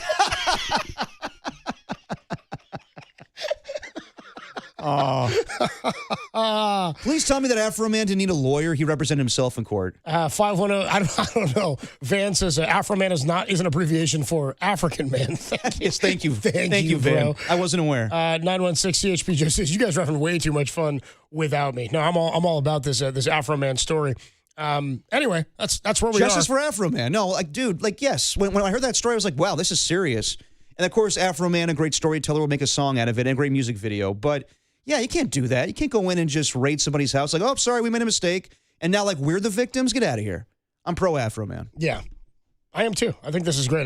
Danny, where do you fall on Afro Man? Oh, he's trying to get this up. working on I'm the stream, appreciative my of bad. Jacob. I'm just trying to buy him time. Appreciative of Jacob for putting us on to this story because it is right up our alley. Justice De Los Santos covers the San Francisco Giants for the Bay Area, the San Jose Mercury News and the Bay Area News Group. He's going to join us from Scottsdale at 5:30. The Giants open a week from today. And by the way, next Wednesday on opening day, 2 p.m. from 58 Social at the ballpark, we'll have our Giants roundtable. Me and Derek, Murph and Marcus, JD, and Greg Silver. We'll all be out there from 2 till 4 getting you ready with our Giants roundtable for the start of the season. We'll be talking about some of these same questions. How do you view success this year? Can it be successful if they miss the playoffs in Tony Vitello's first year? It's a lot of pressure to put on him, and I'm willing to allow him to find his footing and become the manager he needs to become. I'm not willing to do it at cost of the playoffs this season. No. I'm not willing to put that on the back burner. And that's the hardest thing where, like, it's kind of a similar situation where, like, teams like the Buffalo Bills, Baltimore Ravens, they have first-year head coaches. And their expectations are not only to make the playoffs, but go to the Super Bowl. They're not cutting them slack. And it's the same thing with Tony Vitello, where it's like, yes, we understand you're learning this job. You're learning how to be a manager at the major league level, but we don't care about that. Like, yes, you have to learn how to do that. But at the same time, this team has to grow and has to make it to the postseason. We're not trying to go back to, where they're below 500. You're at 81 a season ago. You need to improve upon that. You need to make the wild card as that third NL team. So, yes, we'll give Tony Vitello on a lot of, a pass on a lot of things this season, but they need to, in order to have a successful season, they need to make the postseason. No, I'm with you. By the way, we've got it up on the screen now. Danny threw it up. This is what Afro Man was legit wearing in court. If you're watching on our YouTube chat or on thesportsleader.com or the app, he was wearing this full-on suit in court today. Only in America. Only in America, yeah. We the people stand with Afro Man, said many of the signs outside. It's pretty incredible, dude. It's a hell of a suit. Afro Man is for the people. That might be a front runner for like a Halloween costume this year. Oh, yes. This coming year, that'd be a really good Halloween costume. I can't pull that off, but yes. I mean, you could. You'd be really funny to go with the fro, but not the brown face. No. You can't go blackface. Can I do the fro? Yeah, absolutely you can go fro. Okay. I think it's really funny to go fro and not change the pigment of your skin. All right. Then I will be White Afro Man for Halloween. If we wanted to be, what are their names? Jules and from Pulp Fiction. Oh, yeah, and we reverse it? Yeah, where you be Sam Jackson and I be John Travolta. I kind of like that idea, too. I'll just put my hair down and then I'll wear I'm good with that. Wear a wig. But then you get the afro. Or can we be Lenny and Carl, where I'm Carl and you're Lenny? Yeah, that'd be pretty funny.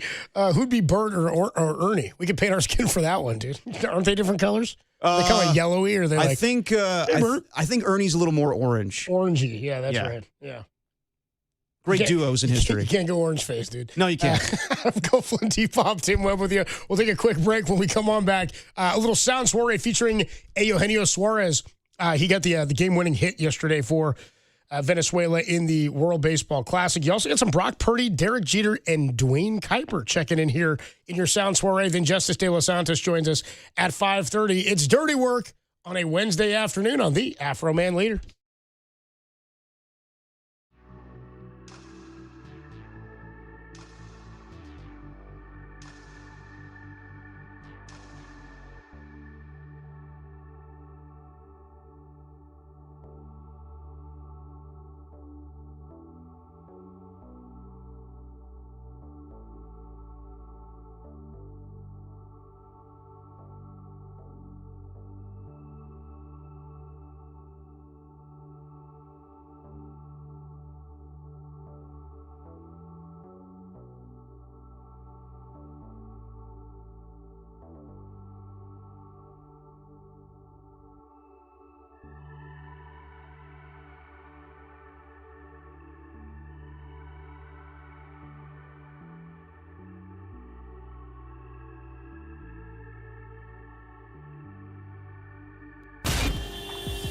Time for your Bay Area Chevy dealers traffic update.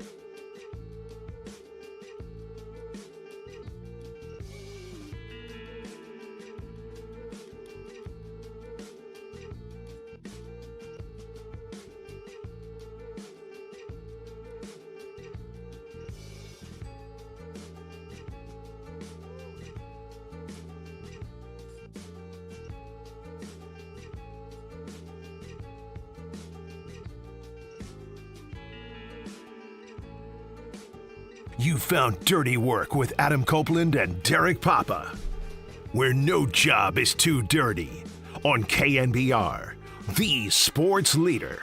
Dirty Work is sponsored by Jack's Restaurant and Bar, an all-day, any-day kind of place.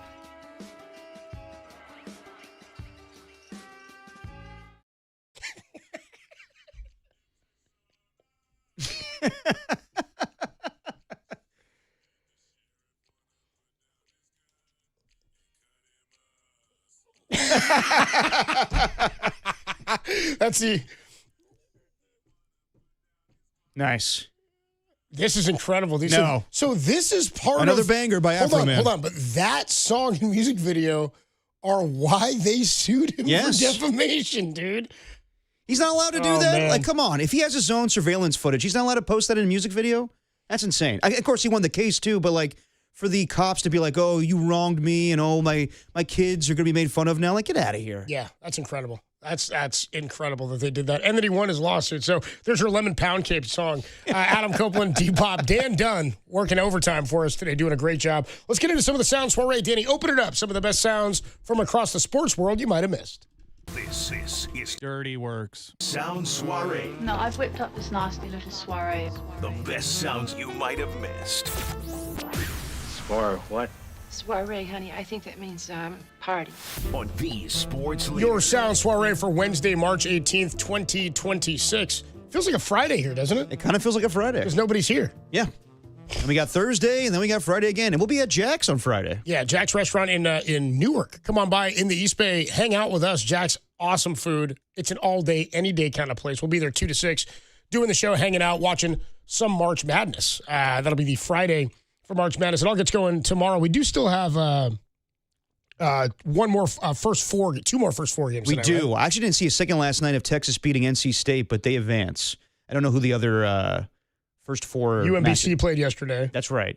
Do we know today? I haven't even looked at who's playing tonight. I'm sure. Do you often watch the first four or no? Yeah, I mean, I pay attention. I'll be honest with you. This year, part of it was my trip. Right. Is that I was gone for like all the conference tourney time. I have done very little recon on college basketball this season, just in general. So, filled out a bracket, though, like everybody else did. I did as well. Got to fill one out. Yeah. Going with Duke and Arizona. Plus, we have a spread. Chalky. We have a spread pool here at the leader where you and I are going head to head. I think on a couple of. Are we now? I think so. All right then. We're squaring off against each other. But the tournament gets going 9 a.m. tomorrow. Full bore. Wall-to-wall coverage. Are we doing live look-ins tomorrow? We can. Let's do it. If you'd like to, yeah. And then we can do it again on Friday as well while we're watching games. It's harder to do it at Jack's, but yeah. Yeah, but whoever's here is running it. We'll be actually in front We're of in good TVs. hands with Dan, yeah. We'll be able to see it. So let's get into some of the sound here. Eugenio Suarez had the game-winning hit last night. Drove in the game-winning run for Venezuela in the WBC. He was asked by Ken Rosenthal what this means to him. What does it mean to Eugenio Suarez to lead his country to a championship?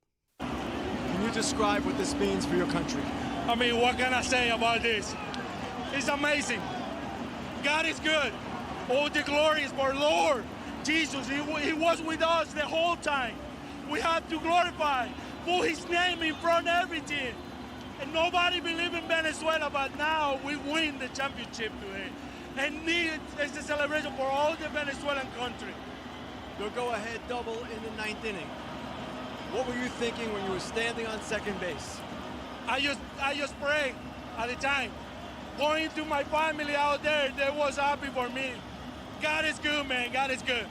Eugenio, what made this team so special? The union. We are together the whole time. We're not just teammates. We are family. This team is awesome. We are family here. That's why we play with passion, with love, because we feel the jersey. We feel our country in front of us. That's why this is a lot for us as players, as a people, as a human beings, and as a Venezuela. Now we are the champion. I mean, you could tell it just meant a lot to them and him. And yes, like, you know, we're going to compare to, you know, did Team USA care as much? I think that's just a ridiculous narrative where you could just say, like, those guys were passionate. Venezuela was passionate. Team Italy, Team Dominican Republic. So it was awesome to see that. Like, yes, we wanted the outcome to be different last night, but you can't deny that it was fun seeing Venezuela celebrate. No, that was pretty cool. To say that nobody believed in them, I'm a little like, I don't totally buy that. I'm like, Venezuela. That's what everybody says, though. It's one of the better baseball countries, in my opinion. You could be like a team that has a ton of expectations to win the Super Bowl, and everybody at the end will be like, nobody believed in us, man. Yeah. It was only us. It's like, yes, we all believed in you. What are you talking about? Like, if you were going to give me the ranking of like which 5 countries in no order I thought have the best chance to win it every year, I'd probably be like Japan, U.S., Dominican Republic, Puerto Rico, Venezuela. Yep. Would be the 5. You had me one more, I'd be like Cuba. Now, if Italy won it, and they were like, no one believed in us. And I'd I'm be like, yes. No one believed in us. I'd have been like, yeah. Like it's America. I'd have been like I told you, a bunch of Americans could win it. You know what I mean? That's how. And no one had that accent. USA had 2 teams going. You know what I mean? Super Mario wasn't playing for, Mario and Luigi weren't on Team Italy. By the way, you know what I didn't know? Until Eugenio Suarez spoke, I had no idea that Christ was such a big Venezuela fan. Jesus, he was with us the whole time. Danny had that ready, dude. Danny knew exactly where I was going, and I didn't even talk to him beforehand. And that's the difference. Jesus wasn't with us the whole time, dude. That's what Mark DeRosa said in the postgame. Was like, I wish we had Jesus with us. Like, dude, he's like, we got that guy who killed Bin Laden. Jesus, he was with us the whole time. See, dude, so Jesus was their motivational speaker? What we should have got was Christ before the game, not that dude from SEAL Team 6. Eduardo Rodriguez was asked if Venezuela winning the World Series was the biggest moment of his baseball career. Here's the lefty. Is that the greatest moment of your baseball career, what you were able to do on the mound tonight? I mean, I tell you what, like, I win the World Series a couple years ago, and there's nothing that I can compare with this, Like, this is the greatest moment I ever got on the mound, pitching like that in front of almost like our home crowd, Like the whole Venezuela was here, and I know our country back then everybody was there too, So I can't compare this moment to nothing. Be on the mountain like that and have the whole crowd like on us all the time is just something that I can't even tell you how I feel right now. I can understand him saying that. I can understand Julio Rodriguez saying this means a whole hell of a lot more than winning a World Series. Do you think any American player would have said that last night? Probably not. Only the ones who haven't won one. Yeah. You know what I mean? Yeah. Pete Crow Armstrong's like, this is pretty cool. Yeah. Aaron Judge's like, I'll take it. Judge is like, I haven't won one yet either, so I feel good. Bryce Harper's like, yeah, biggest moment of my career, yeah. All these guys are like, biggest homer I ever hit. Yeah, now that I think about it, it's a bunch of losers on these teams. Now, come to think of it, who on that team has won? Kyle Schwarber? I mean? That's what's going on. Schwarber? Yeah, is there anybody else as a world champion from that team? Skeens definitely has not been to the postseason. Logan Webb, no. Yeah. Maybe it was the biggest moment for all of them. No, you know what? Maybe let's rephrase this. Wow, major letdown for Team USA after Will Smith, the only World Series champion, he and Schwarber, the only 2 guys to get it done. Who else was out there? Bregman's won. Bregman was at third. Bregman's won World Series. I think that's it. Is there anybody else that we're missing that was on the roster? I don't know. DeRosa never won one as a player, I don't think, either. No, he didn't. Yeah, it's no good. I don't like that. So maybe it would have been, just a bunch of hungry guys that haven't won anything Boyd, yet. No. Garrett Clevenger, Bednar. No, I don't. Yeah. Skeens, Rogers, Keller, McLean, Spire, Garrett Whitlock, maybe, with like a Red Sox or something. I know, that's probably too recent. Cal Raleigh, no. Will Smith, yeah. Bregman, yeah. Goldschmidt's never won one. No. Schwarber. Henderson, no. Harper, no. Bobby Witt, no. Roman Anthony, no. Buxton, no. Pete Yeah. It's a bunch of losers. It's a bunch of losing-ass players, man. No wonder we went down, dude. Hell of a bunch of. We're all comfortable with losing. Yeah, this is the problem, dude. We got to really up our level of players. Seriously, that was the problem. Yeah, why don't we have more Dodgers? That's what we need. That's a problem. Nobody wins now but them. Yeah. Moving on here in the Sound Story. How about Derek Jeter? Derek Jeter was asked if the WBC win is as big as winning a World Series. What does Jeter have? 5 or 4? He has 5. He's got 5 rings. Yeah. All right, number 2. What do you think? Passion's been unbelievable, and we've heard a lot of players say bigger than a World Series. Bigger than a World Series, Derek Jeter? I think the people that said it's bigger than the World Series never played in the World Series. No, look. Of course he would say that. Because that's Derek Jeter's MO is like, I only play for championships. And he never played. Did he ever play in this? Probably not. No. No, I don't. Was he on the 06 team? I don't think so. That's, that makes sense. Jeter for a guy. Is it 5 championships? Hold on. 96. He went 96, 99, 2000, and then 09. Yeah, so 5, yeah. I mean, that tracks. Like, yeah, Derek Jeter's all about winning championships. He's got the Kobe mentality. Yeah.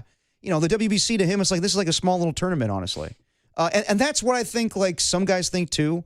Like, again, guys. By the way, Jeter was on the first team. Was he? Okay. He played in so 2006. So then he has the right to talk and say, like, yeah, I played on this thing, but if we would have won, it's not, the same thing as winning a World Series. Come on now. Dude, the team was pretty sick. Like, when I go back and look, like, this team had a lot of really fun players, like, names at the time. A lot of them were just older.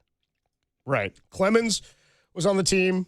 Al Leiter, Brad Lidge, Brian Fuentes, Jake Peavy, Joe Nathan, Houston Street, Mike Timlin, Dontrell Willis, Gary Majeski, Scott Shields, Dan Wheeler. Jason Varitek was one of the catchers. Here's the aging offense. Derek Jeter, Chipper Jones, Derek Lee, A-Rod, Mark Teixeira, Chase Utley, Michael Young, who is now a coach on Team USA. Outfield was Johnny Damon, Jeff Francoeur, Matt Holliday, who's now a coach, Randy Wynn, Ken Griffey Jr., and Vernon Wells. And Buck Martinez was the manager. That's right. Ken Griffey Sr. was also a coach. Davey Johnson was on there as well. Yeah, there you go. So they did have a lot of Hall of Famers, just no success. One correction: Mark DeRosa has won a World Series with the Giants. That's right, dude. He was was he active? In Probably the 2010? not. He was the opening day left fielder for the 2010 Giants. Let's see here. I wanted him so bad because he was on the Cubs before that, and he played like every position. He hit for some pop. He had like 25 homers. I thought DeRosa was such a sick player when the Giants got him. Yeah, used mostly as a pinch hitter. I'm not seeing him in the postseason there, no. I don't think he was on that roster, but I think he was hurt by that point. Anyway, right. Moving on here in the Sound Story. How about Brock Purdy? Brock Purdy's having he's on NFL Films, having a conversation. There's a video from NFL Films back in 2023. Yeah, this is Christian Kirk talking to him, yeah. Christian Kirk, wide receiver now for the 49ers, used to be a Jag and was an Arizona Cardinal. Here he is talking to Brock back in 2023. I went to, I think, a junior, maybe senior year state championship game. Yeah. It was at ASU or was it at U of A? U of A, bro. It went crazy. You had like 6 touchdowns in the first half. Yeah, bro. Right? Yeah. It's awesome, man. Good to be able to be on the same field as you. No, man. It's been cool to watch your story, especially being man. from Arizona. Yeah, bro. I've been watching you, man. It's been fun to follow you. So that's the love. You deserve everything that comes our way. Yeah, me too. I remember that. I remember when that video came out with him. Yeah, he's talking about going to see him as a student. Yeah. And he scored 6 touchdowns in the first half. State championship. No, they kind of grew up in the same area, and now he's on the same team as his. So, yeah, I think Christian Kirk is a really good signing. Like, will he be what he used to be in the past with the Jaguars or the Arizona Cardinals? No. I think just as far as like a solid slot guy, yes. And you hope that Ricky Pearsall's healthy and you get a healthy Mike Evans for a full 17 games. I think it's a better wide receiving core than we've seen in recent years with Debo, Ayuk, and Juwan Jennings. One more here from Dwayne Kuiper. This is on Sunday. Yes. Okay, so he starts the broadcast. Supposed to be John Miller. Supposed to be John Miller on the broadcast. Yes. And apparently John was late for first pitch, so Dwayne had to start the game. Mm-hmm. This is on the Sunday call. Here's Dwayne Kuiper. John Miller has decided that he's going to talk to everybody next door before he comes in to do the play-by-play. Let's see if John can make it for the first pitch. Here we go. Up, he's walking out the door over here, and the pitch is a breaking ball down low. And here to tell you about it is John Miller. 1 ball, no strikes, 84 degrees, the game time temperature. Give me some. Give me some, John. Give me some. Not a babe. Yeah, give a high five, dude. John, just give me some. Give me some, because he just walked in and sat down. Ball 1, and it's 84 flawless degrees. too. He just walks in. Ball 1. Just give me some, John. You're the man, dude. John is a legend. Dude, I heard today. Did you hear this in the broadcast where he missed the pitch? Where he was like, and the pitch was.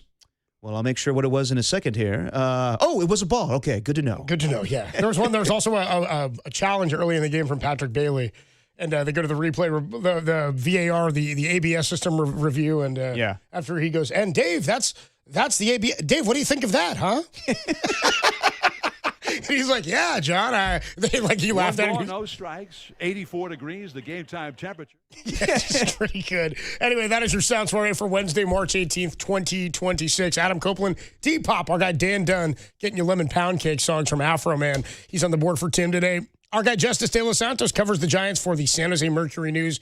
He's out in Scottsdale. We'll talk to him about that 8-inning extravaganza today in Arizona. Extravaganza. Justice De Los Santos joins us talking Giants roster crunch next on The Sports Leader. Jesus, he was with us the whole time.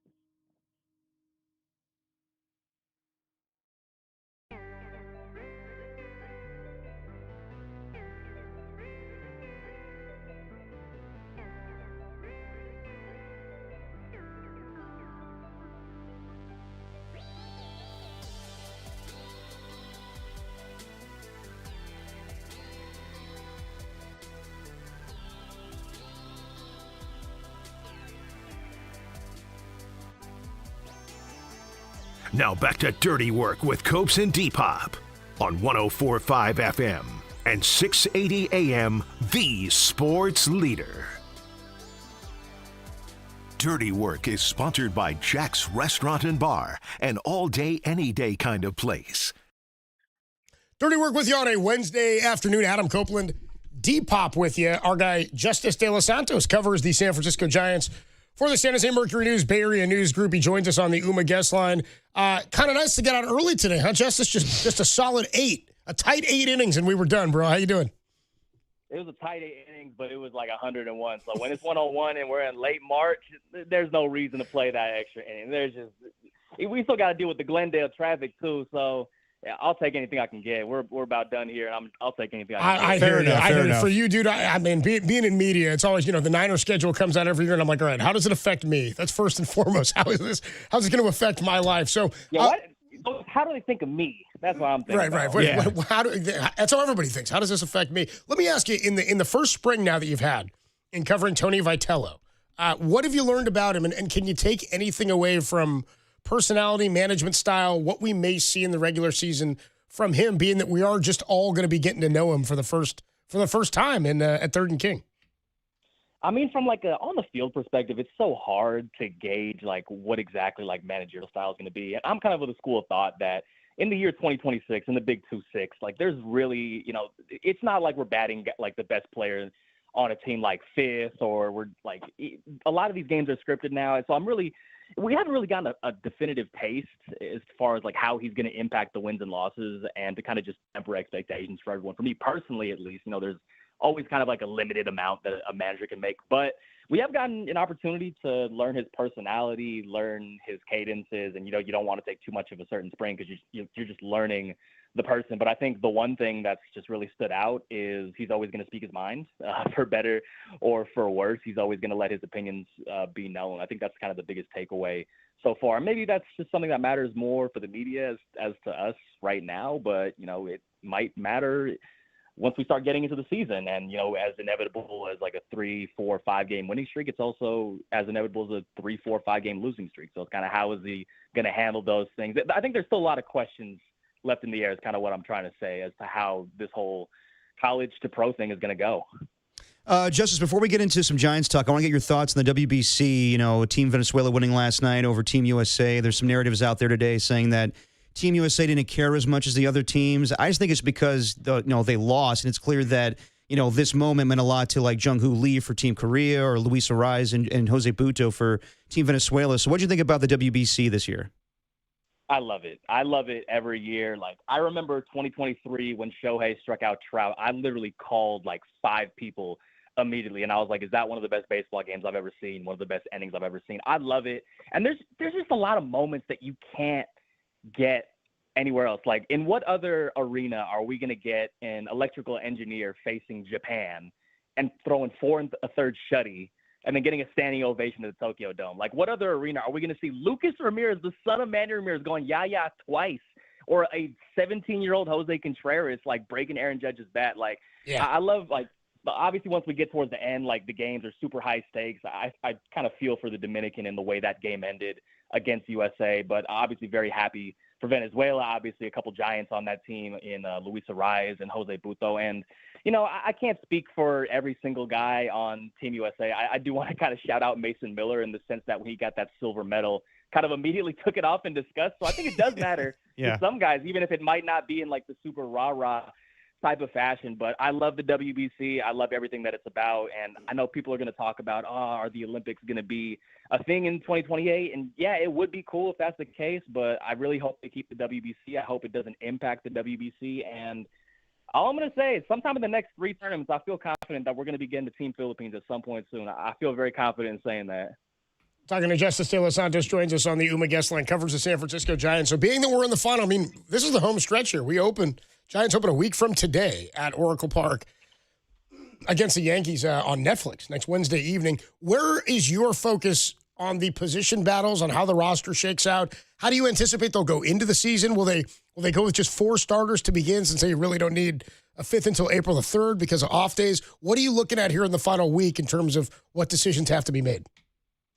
Yeah, it's not necessarily the most flashy pick, but I'm still looking at the bullpen just because a lot of this bullpen is still kind of yet to be decided. And we're kind of getting a little more clarity as to what it's going to look like. Blade Tidwell was optioned at AAA Sacramento yesterday. Carson Whisenhunt was optioned at Sacramento today. Obviously, Hayden Birdsong is dealing with the right elbow issue, so he's not going to be in the picture for a while. So that kind of opens up the door for Trevor McDonald. So it's kind of just like, how does the Giants decide to fill this thing out? Do they want stuff? Do they want guys who have proven that they can get outs? Obviously, there's just a ton of guys that have, really lit up the radar gun here in camp. And then there's obviously the question of Bryce Eldridge. I don't know if you guys want to get into that. That's still yet to be decided, whether he's not going to be on the opening day roster or not. It's still up in the air. I think you kind of look at performance, you kind of look at the way the teams have talked about, and there's kind of a direction they're leaning in. I personally, at this point, wouldn't expect him to be on the opening day roster, but you never know. And once the Eldridge domino kind of falls, that impacts a lot of the other roster building. But as far as the positional group that I'm kind of circling, as far as, what is this group going to look like, it's definitely the bullpen. Well, it's funny you mentioned the Eldridge thing, because I think it's 19 Ks and 39 at bats or something so far this spring. And I think, Susan Slusser wrote an article the other day where she had spoken to some scouts, and scouts believe, he's maybe pretty close. He might just need a little bit more seasoning in the minors. And because they have the options there, and they have other guys who don't have the options, guys like Encarnacion and Matos, sort of feel like that's the route you'd go to start the season. Figure out what you have with the guys out of options, and then go from there. Would you anticipate at this point we're going to end up with both Encarnacion and Matos on the opening day roster if it's not Eldridge? I would say so. I've really gone back and forth with Matos in particular. Obviously, Gerard, he's started the spring really slow, but has really come along these last couple of weeks. And I kind of had him as one of those guys that was going to be on the roster regardless. Now, it was a little shaky when I think he went like 1 for 11 or whatever it was to start the year, but I think he's really solidified his spot on the opening day roster. If we're just assuming that Eldridge is not on the roster, that obviously opens up the door for Matos. It's obviously a roster spot that is open. But the one thing that I've kind of just been kind of keeping an eye on, kind of wondering, is that if you look at this bench as your backup catcher, who's probably going to be Daniel Susek at this point, Gerard, Casey Schmidt, Christian Koss, as far as that last spot, that's a very right-handed hitting bench, and it kind of limits your ability to do some things. And I've been kind of circling Will Brennan. I think it's just really flown under the radar that, this wasn't like an NRI guy or a waiver claim. This guy signed a major league deal at the start of camp. Once camp had began, I think, he obviously has options as well. So, that does make it easier if they want to go the Matos Encarnacion route. But, it does help to have a left-handed presence off the bench. And I think there's arguments as to why Matos should be on the roster. He's only 24 years old. The bat-to-ball skills are legit. I think it was Elliott that was 24 years old as well when he really popped off. But then the counter argument is that, he's gotten a good amount of time at the major league level, has not really hit, hasn't really fielded well. And, at some point, the youth, the potential, at some point you kind of just have to go with the guys that are going to help give you wins. And this is not to say that Matos can't do that, especially if it's more in a starting capacity with another organization. But that's going to be one of the things that, as we start getting to the end of camp, and even as we play the exhibition games in SAC and San Francisco, it's kind of that open question still of what does this team ultimately decide to do with Luis Matos. Talking to Justin Taylor Santos on the UMA guest line. Hayden Birdsong's dealing with a UCL sprain right now, and sadly he hasn't pitched well since going back to last year. Does it sound like Tommy John is the most likely outcome, and what could that mean for his future with the Giants? Yeah, he hasn't made any definitive choices in regards to TJ or not, but when you hear the word second opinion and Dr. Keith Meister, and in the same sentence, it probably ends up, more likely than not, ends up being TJ. Now, again, there's nothing definitive on that end. He has yet to make an ultimate decision. Maybe that this is something that he can ultimately rehab. But, if you kind of look at the TJ route, that means we're not going to see him until midway through 2027. And it's just super unfortunate for Birdsong because, and this is no slight at some of the other young starters in camp like Trevor McDonald, Blade Tidwell, and Carson Whisenhunt, but just from a stuff perspective, from a talent perspective, I think there's an argument to be made that Birdsong is the most talented of that group. And in the last outing that we saw him in against the Cleveland Guardians, he strikes out Jose Ramirez swinging on a 98-mile-an-hour fastball elevated above the zone. That's a future Hall of Famer. And yeah, it's, March, but that's still something, kind of a feather in his cap. And he hit 99.6. It's literally the hardest pitch he's ever thrown. And, that might be the last we see of him for quite some time. And the next time we see him, presumably, assuming, he undergoes TJ, he's going to be 25, 26, and that's still relatively young, but, it just kind of does leave a sour taste or a bittersweet feeling in the sense of, You know, the last time we saw Birdsong pitch in a major league game, it was that start against Atlanta where he faced 6 batters, walked 4 of them. I think he allowed like 5 or 6 runs. Like that is just like he had to carry that with him throughout the entirety of the winter. And, you know, again, that outing against the Guardians, he looked good, maybe making a little more of a case for the open day roster. Now we're just, again, for an undetermined amount of time, we're not going to see him. And it's just unfortunate. I think that, you know, with the Giants, as far as what to do with him, you know, just let him rehab. Hope he's able to get out there in 2027 at some point. I think the talent is still there. The upside is still there. But when we see Hayden Birdsong again in a major league game, to be determined. Talking to Justice De Los Santos here, a few more minutes on the UMA guest line. We were having a debate earlier, and one of our texters disagreed. I said, well, not disagreed. He said that he thinks this year's starting rotation entering the season is far and away better than last year's. Is there reason to be more confident in this year's starting staff? I know the depth is still kind of a question mark, and you just mentioned Birdsong. I'm excited about a second year of Roop in the rotation. I know it didn't end for him the way he wanted it to last year with the bone bruise and had some of the elbow injury and whatnot, but he was able to ultimately come back. How do you view the rotation, and is there reason to be more confident in this iteration than last year's? I think there's an argument to be made there. Especially when you look at the 2 guys that they brought in, Tyler Mahle on the 110 deal, and then Adrian Hauser on the 222 with the club option for 2028, and then the guys, kind of the next step group from there, Carson Wisenhunt, Trevor McDonald, and Blade Tidwell, especially when you get into that group of young starters after this first 5, like they're all, because again, like going back to the point I made about Birdsong, like I think it's just a testament to how talented Birdsong is that, like, you know, these other 3 talented pitchers right here, like, you know, they're not to kind of be cast aside there. And I think that, again, there's a legitimate argument there. Now, I think there's also a lot of questions with this rotation as well, even with the upside. Now, obviously, Logan Webb, he's given you 200 innings and ERA in the low 3s for the last 3 or 4 years at this point, has Cy Young Award votes. But, you know, Robbie Ray, we saw him tail off at the end of last season. How does he look, you know, kind of wire to wire now, especially now that he kind of has that, you know, innings threshold under him? How does Landon Roop handle what's probably going to be the most innings that he's thrown in a singular season by at least 50, assuming he's healthy? You know, can Tyler Mahle stay healthy? You know, he hasn't had a fully healthy season, or at least something since kind of like it since 2022, if not 2021. And Adrian Hauser, he had a velocity uptick of 2 miles an hour last year. It looked really good with the White Sox in the first half, did not look so good with the Tampa Bay Rays in the second half. Which version of Adrian Hauser do you kind of get? And it's really easy to look at spring and say, like there's a lot of reason for optimism. But, you know, the one thing with starting pitching that's always said, and it's true now, it'll be true 10 years from now, and it'll be true when the inevitable heat death of the universe arrives, you can never have too much starting pitching. You can never have too much pitching. So, you know, we went into last year thinking the same thing, like, oh, yeah, there's a lot of pitching. Like, the Giants should be good. And then we get to the end, and it's Kai-Wei Tang and, you know, a not quite ready Carson Wisenhunt. So yeah. I think there's reason for optimism, maybe some cautious optimism, because, again, like, you never know how a season's going to go. And you're going to need more than 5 guys, regardless of how that rotation shakes. Well, it's probably going to be the 5 guys we know now, but over the course of the season, you're going to need more than that 5. Just one more for you, Justice. Willie Adames going into his second season as a Giant, and we know that it was a slow start for him, but he finished with 30 home runs, the first Giant to do that since Barry Bonds in 2004. And, you know, I've heard him in interviews say that he's much more confident and familiar with the ballpark going into this season. How's he looked in spring training, and is there any concerns with him hitting 108 right now?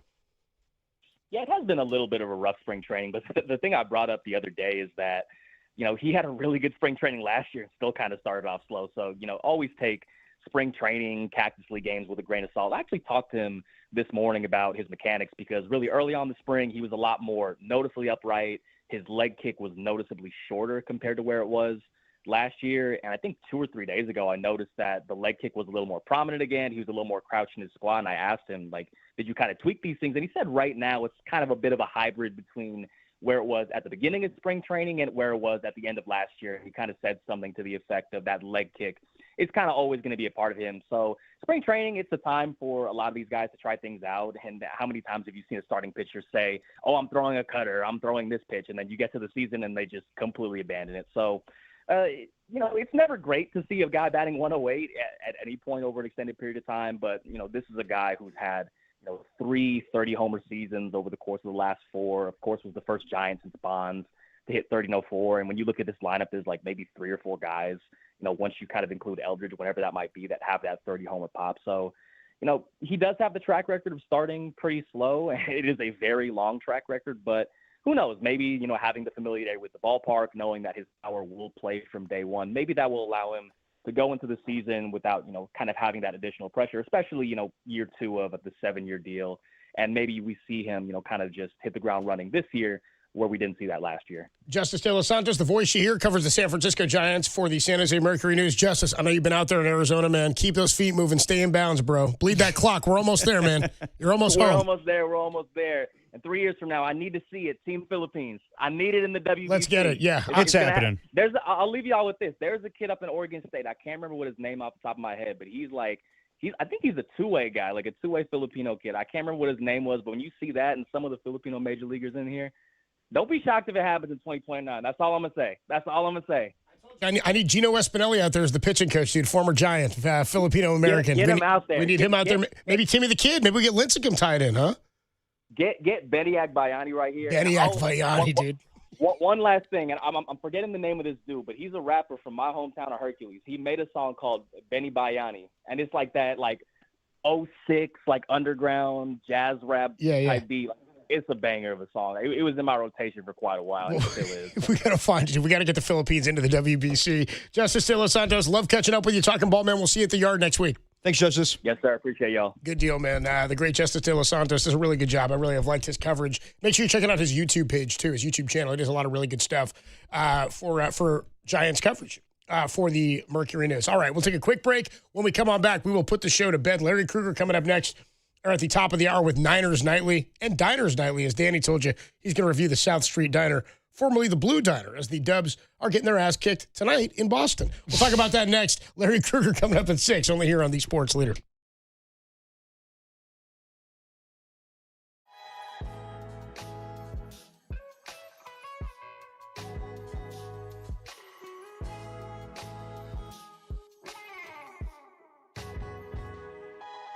Hey, what's going on, everybody? Adam Copeland here. My good friend Steve Moskowitz is hanging out on the line. Steve, we've talked to you about all sorts of different tax problems this week. One that I need some more information on is the ERC. What can you tell us about today? ERC. You have listeners that have literally been waiting years to get their money, and they're wondering, are they ever going to get it? And they're worried maybe they're not. And, you know, the government could always change their mind and take the program away. But right now, it's still good law. There's multiple ways to hurry them up. We've been successful in doing this. If you haven't gotten your money, that's what we're going to do for you. Or if you got a letter saying, no ERC for you, you don't qualify. A lot of those letters are wrong. We want to go ahead and appeal those letters and get you the money. Or if you're being audited, that's the big three. One, you've been waiting and you haven't gotten your money. We want to get you the money. Two, they say you're not qualified. We want to prove that you are. Or three, you're being audited. The only thing you have to do is pick up your phone and say, hey, Steve, I want my ERC money now. Steve Moskowitz can help. Give him a call, 1-888-TAX-STEAL, or find him online at moskowitzllp.com.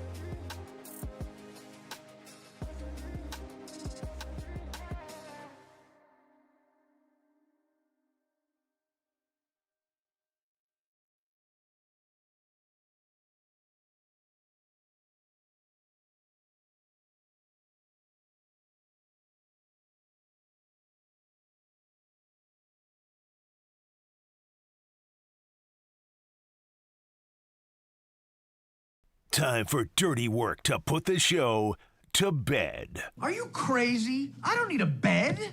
On the Sports Leader. Now you will go to sleep, or I will put you to sleep.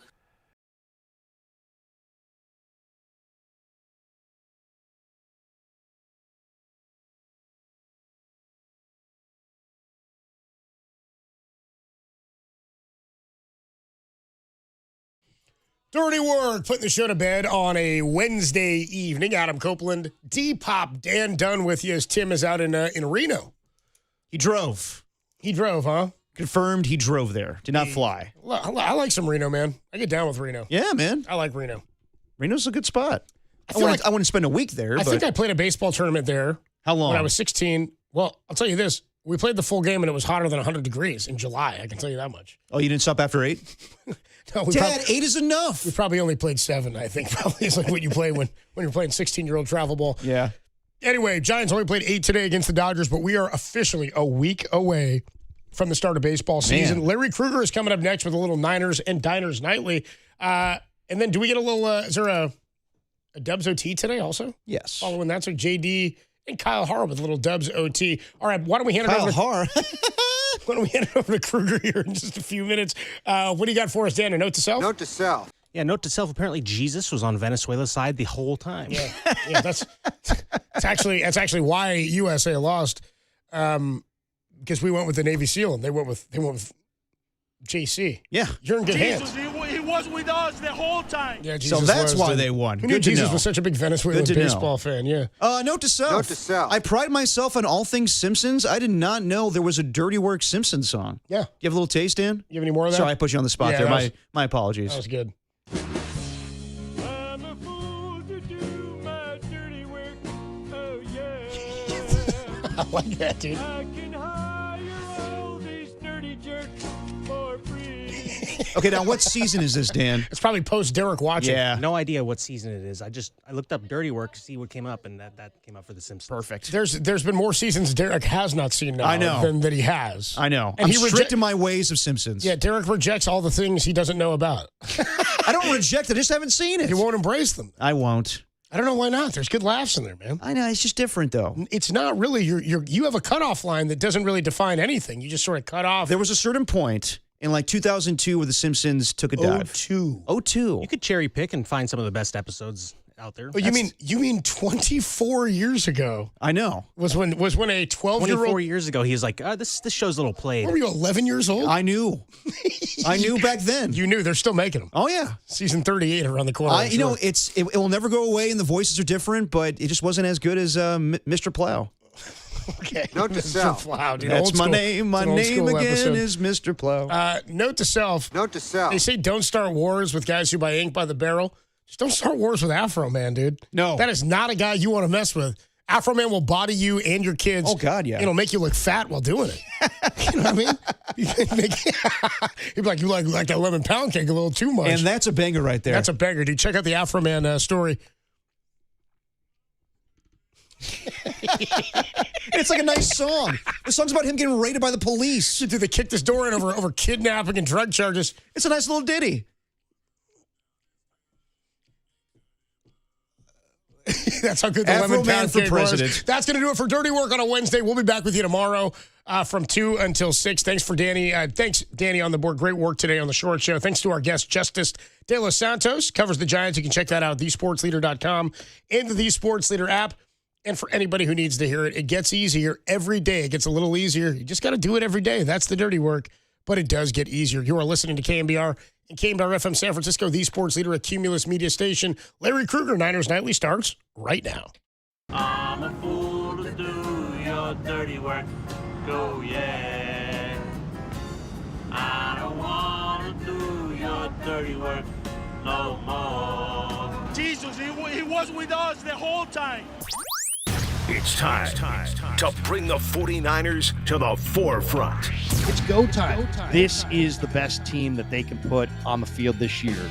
Welcome to Niners Nightly. You guys are going to hear it. The latest from the locker room, the latest from the podium, the latest scuttle from the players. On your proud home of 49ers football.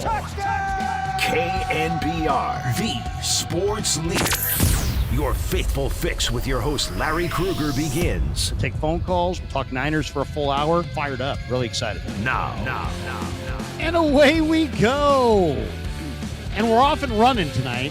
We're not easing into it at all. Kyle Hart Productions, Larry Krueger back with you.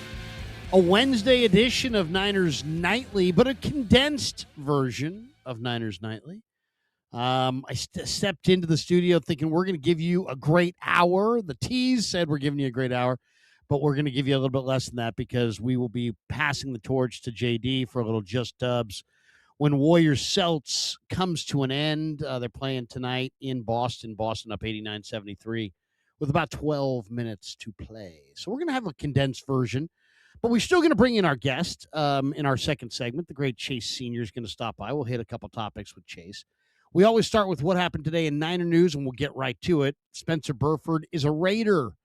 That's right. It's official. He is a Las Vegas Raider.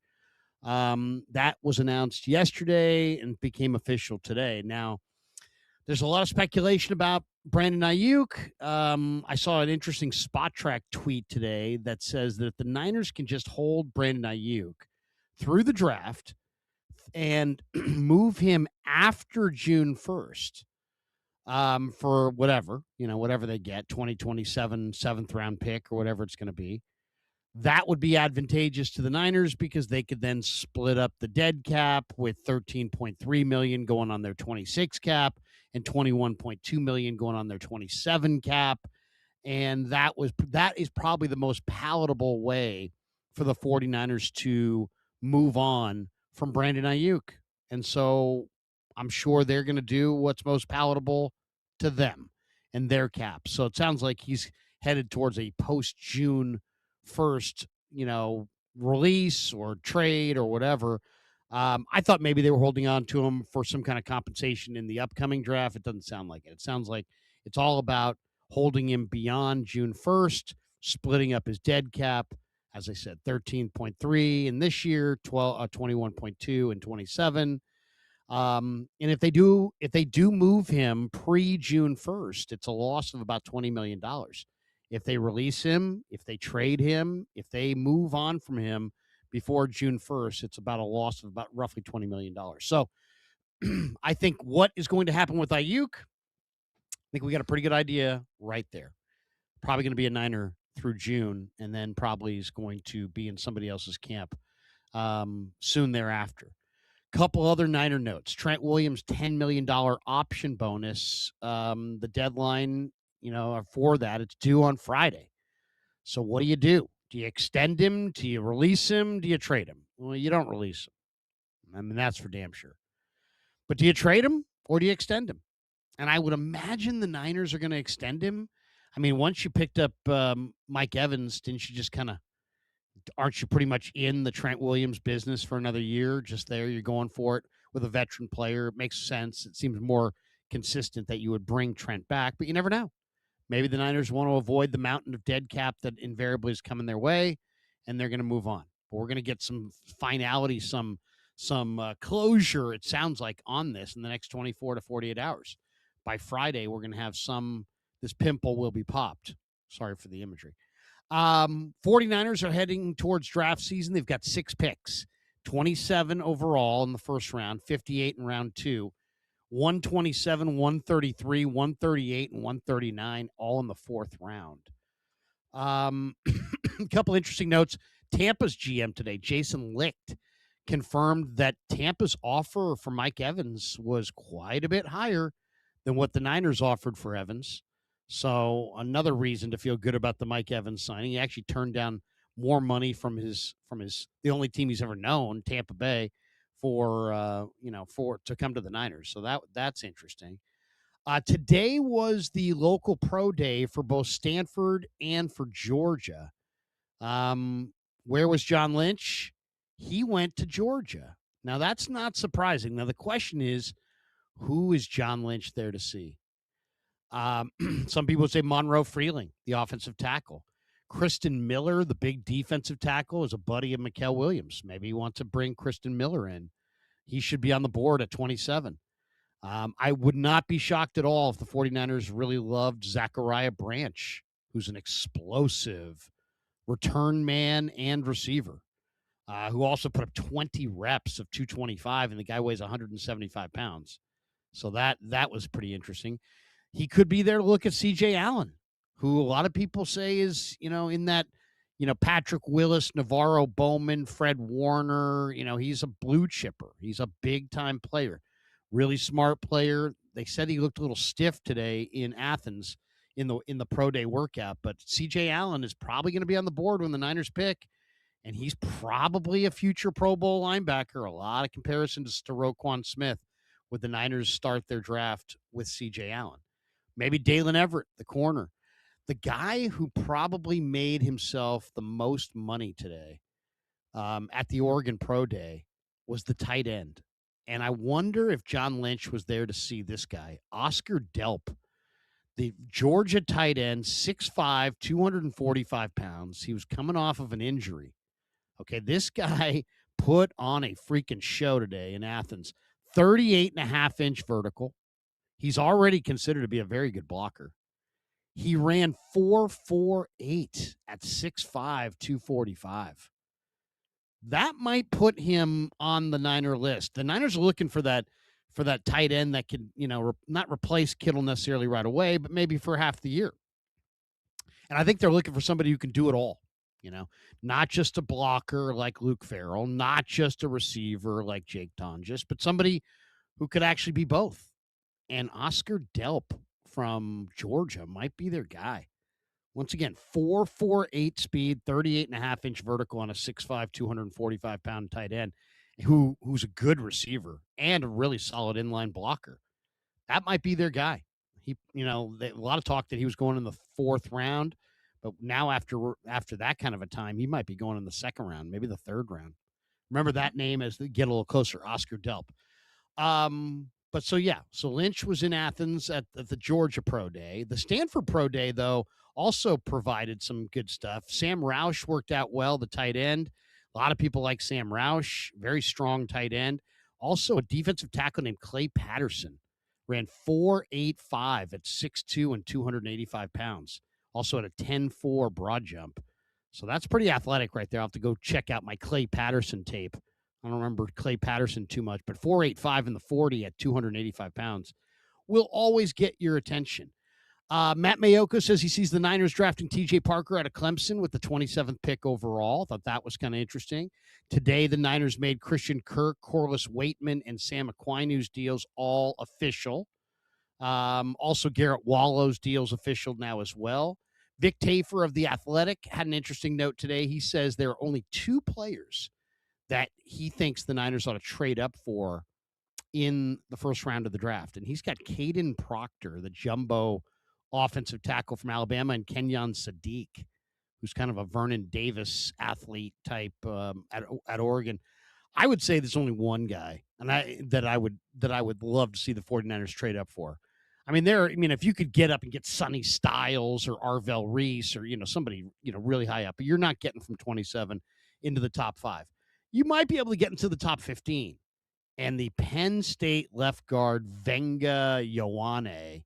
What'd you call me? I called you Venga Ioane. He looks big time. So that would be the one guy I'd trade up for. All right, let's take a timeout. We'll come back with more. It's Niners Nightly on the Sports Leader.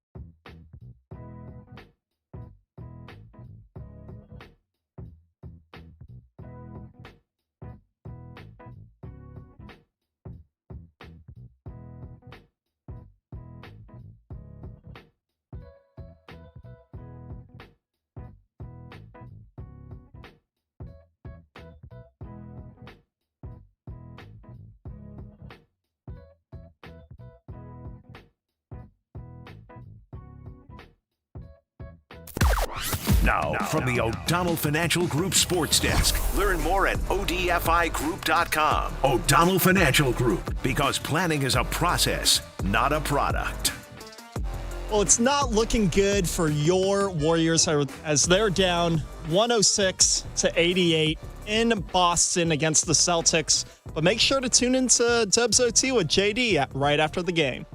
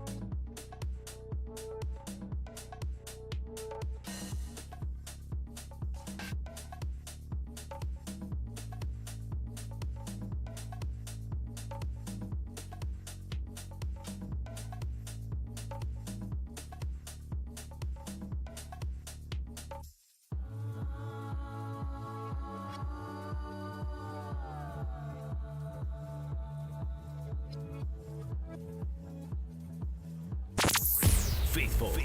Niners Nightly with Larry Krueger now continues on your proud home of 49ers football. KNBR, the sports leader.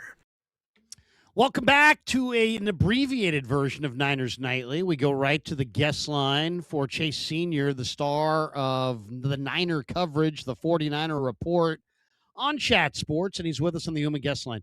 Chase, how are you, man? Larry, doing awesome. Always great to be on KNBR talking Niners with you. And it's been a little while since we've caught up, so we got a lot to talk about here. Seriously, we're gonna have to shoehorn it in here because we got Warrior post game coming up in a bit. But where are you as far as the Niner needs? Because we knew they had a bunch of needs, but now they've addressed some of them. They've added Mike Evans. They've added Oso Digizua. They've added a couple backup offensive linemen. They added Christian Kirk. They brought back Dre Greenlaw. They added Nate Hobbs. They added a punter. What would you say right today as we're sitting here in mid-March, 5-6 weeks away from the draft or so? What do you think? What's the priority? I'd say edge rusher, and I think that they can address this in the draft with a combo of signing somebody like Joey Bosa, an NFL free agency as a vet type, especially after their surprise retirement of Bryce Huff. So edge rusher, I would begin there. I've been saying for a little while, I'd love for them to bring in a safety who's got range and is good against the pass, can drop back in coverage and play center field back there, because I look at Malik Mustafa and Jair Brown as two players who are better around the line of scrimmage. And I know that they've signed Mike Evans on a value deal, Christian Kirk on a value deal. Obviously, they are older players on short-term contracts. I'd like for the Niners in a deep wide receiver class to draft a young stud dynamic wide receiver who could potentially have an impact in 2026. That would be great. If not, develop him for the future, because obviously Evans and Kirk are not going to be around for this team over the long haul. And then looking at the draft as well, I think they're going to come to some type of conclusion on this Trent Williams contract situation by Friday, because he's due a $10 million bonus. At some point, you can't continue to kick the can down the road and be too late on this. You want to be early. You got to get a Trent Williams replacement. So offensive tackle first round, wide receiver or edge rusher second round, and whichever you don't pick there, get that other player in the third round. And then, of course, you can look safety in round 4. I say that now. They gave up that third rounder for Osa Digizua. You can always trade back in. But that's the type of path that I'm looking at for the Niners right now. Wide receiver is an interesting spot. They got a bunch of, they got guys now, and they don't necessarily need to draft anybody, but they really do need that great receiver of the future. This is the organization that drafted Terrell Owens and Jerry Rice, and it just seems like they need a great receiver. And I think in the second round they might be sitting in a great spot. Who's your guy? I mean, I kind of like Chris Bell from Louisville, and the other guy I really like is Ted Hurst from Georgia State. I know he's an FCS kid, but he's just awesome. To me, those two guys would be the receivers I'd look at in the second round. Who do you like? There's a bunch of other guys: Jeremy Bernard, Brazel, Concepcion, Zachariah Branch, Omar Cooper. Is there one that you prefer? There's a ton, and I think Casey Concepcion is going to drop on boards a little bit because he had to get a knee scope. I'd be worried about that if I were the Niners, plus some of the drop issues definitely concern me there. So he might drop into round 2, and I would still think about staying away from him. Chris Bell's an interesting player. He's like 6'2", 220. He's built like Debo, but probably moves a little bit faster than Debo. Antonio Williams is a really good player from Clemson who can play inside, outside, but at the next level, he's probably a slot guy, but I love his toughness. I talked to him at the NFL Combine. He's somebody who embraces blocking, so Kyle Shanahan would like that. He's got some swagger to his game. Let me throw this name out there as a guy who the Niners might be able to select at the back end or of the second, and then maybe have to trade back into the third for if he's still on the board. It's Jacoby Lane out of USC. I know he's got a little bit of character stuff there, but he is a player who I think that you can get on day 2 potentially, who can be a number 1 wide receiver down the road. He's got everything that you want. Moves well, agile, good feet, good hands, 6'4", 200 pounds. Watch him run the gauntlet, how he tested at the NFL Combine. He's long. He can go up and get it. He's got that number one wide receiver skill set and size that I think that you could get with a non-first round pick at wide receiver, and I'm really intrigued by him. I think he's got incredibly high upside. Yeah, no, I'm with you. I mean, that gauntlet drill that you kind of referenced there at the Combine, I mean, he ran that thing about as good as it can be run. He was just perfect. There are some special traits. It's funny because Mekhi Lemon is, going to go first between the two of them. But if you caught SC at the right moment, you'd swear that this was the best guy because he was just, you're talking about a big guy who high points the ball, gets way up. I think he's 35-inch, 40-inch vertical. He's really, really, he's got a dominant physical skill set, and he kind of knows it. Vic Tafer from The Athletic says there's only two players that he would trade up for in this draft. Caden Proctor, the jumbo tackle from Bama, and Kenyon Sadiq, the tight end from Oregon with the 4.3 speed. I don't know that I would trade up for either of those guys. The one guy that I would trade up for is the Penn State guard. Now, I know it's crazy because he's a guard, but I mean, Quentin Nelson was a guard. John Hanna was a guard. Mike Munchak was a guard. And these guys were awesome. And this guy, Venga Ioane from Penn State, who plays left guard, I think this is maybe the safest pick in the draft. I mean, this is kind of what the Niners need. I know they may draft what they want, but this is what they need. If they're going to get that run game going, if they're going to build that fortress around Brock Purdy, they got to start building, some dominant interior players. And, they couldn't handle Seattle's front. If they have Venga Ioane, they will be able to handle it. I love him as a prospect. I think he's maybe the best offensive lineman in this class. That includes offensive tackles. So impressive what he did at Penn State over the last 2 years. Did not give up a sack of Drew Aller, and then obviously when Aller got hurt, didn't give a sack up to the backup. He's just a road grader. He's a big body. He is a thick-limbed offensive lineman who moves well for his size. He's got a nasty streak to his game. You put him alongside Trent Williams, and even if you hold on to Jake Brendel, I think he is a player who can elevate Jake Brendel and make him a little bit better. They did have a nice little signing with Brett Toth, bringing him in from the Philadelphia Eagles. He can play center. He can play guard. He played tackle at Army. He's a pretty good athlete and moves well. He made 4 starts for the Eagles last year. I like his positional versatility, but I think he's more of a backup player, and I don't think that he should be the plan there. If Ioane is sitting there at 24-25, and the Niners are at 27 with the clock approaching, that is somebody I would think about moving up and taking, because you're right. I think that he can be an impact player for the next 8-10 years. He positively impacts your run game and your pass game. And look, if you're going to give Brock Purdy this huge contract, which is going to start to hit the books here over the next few years, protect him, keep him on his feet, because he was running for his life against Seattle, and that's the team that you're trying to catch that is always going to be violent, really good up front, and they're going to be a hard-nosed defensive team because of Mike McDonald's background. You cover the Eagles as well for Chat Sports. If people don't know that, Chase also covers the Eagles. So let's talk a little bit about the Eagles, who seem to have some fascination with Georgia. They draft a lot of Georgia prospects. Now, Georgia's awesome, and Georgia recruits the best players in the country, so that's probably a smart move by Howie. But today, John Lynch went to the Georgia Pro Day, and there's 2 guys in particular I think he went to go see. Now, some people would say it's Zachariah Branch, the receiver. Some people would say it's Kristen Miller, the defensive tackle. But I don't know if you saw the stories coming out of there. The tight end, Oscar Delp, 38.5-inch vertical. This guy's a good blocker. He ran 4.48 at 6'5", 245. And then the other guy is that incredible linebacker that they have, C.J. Allen. And some people said Allen looked stiff in the workouts, but a lot of people think C.J. Allen's just the ultimate blue chipper. I would have no problem at all if the 49ers went C.J. Allen in the first round and Oscar Delp at some point later on, because I like Delp a lot. What do you think? What do you think of Allen? What do you think of Delp? Who do you think Lynch was there to see today? It could have been Monroe Freeling. It could have been Dalen Everett. Really, any number of guys. Yeah, I like that John Lynch was there. You think about what Howie Roseman's done with the Eagles. He went all in on Georgia guys and Alabama guys, get the best guys from the biggest schools who play the best competition, and it's worked out really well for them because they've got a handful of really good players. The Niners haven't really drafted many Georgia players. Robert Beal is really the only one as they've gone on this run of dominance under Kirby Smart.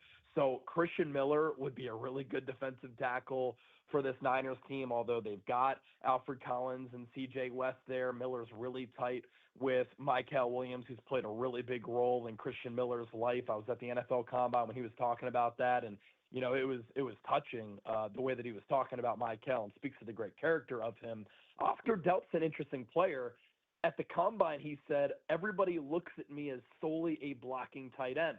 It's funny because I look at myself as a good pass-catching tight end. Clearly the ability is there, and everybody will try to compare him to Brock Bowers, who's a one-of-one tight end because they play the same position and both went to Georgia.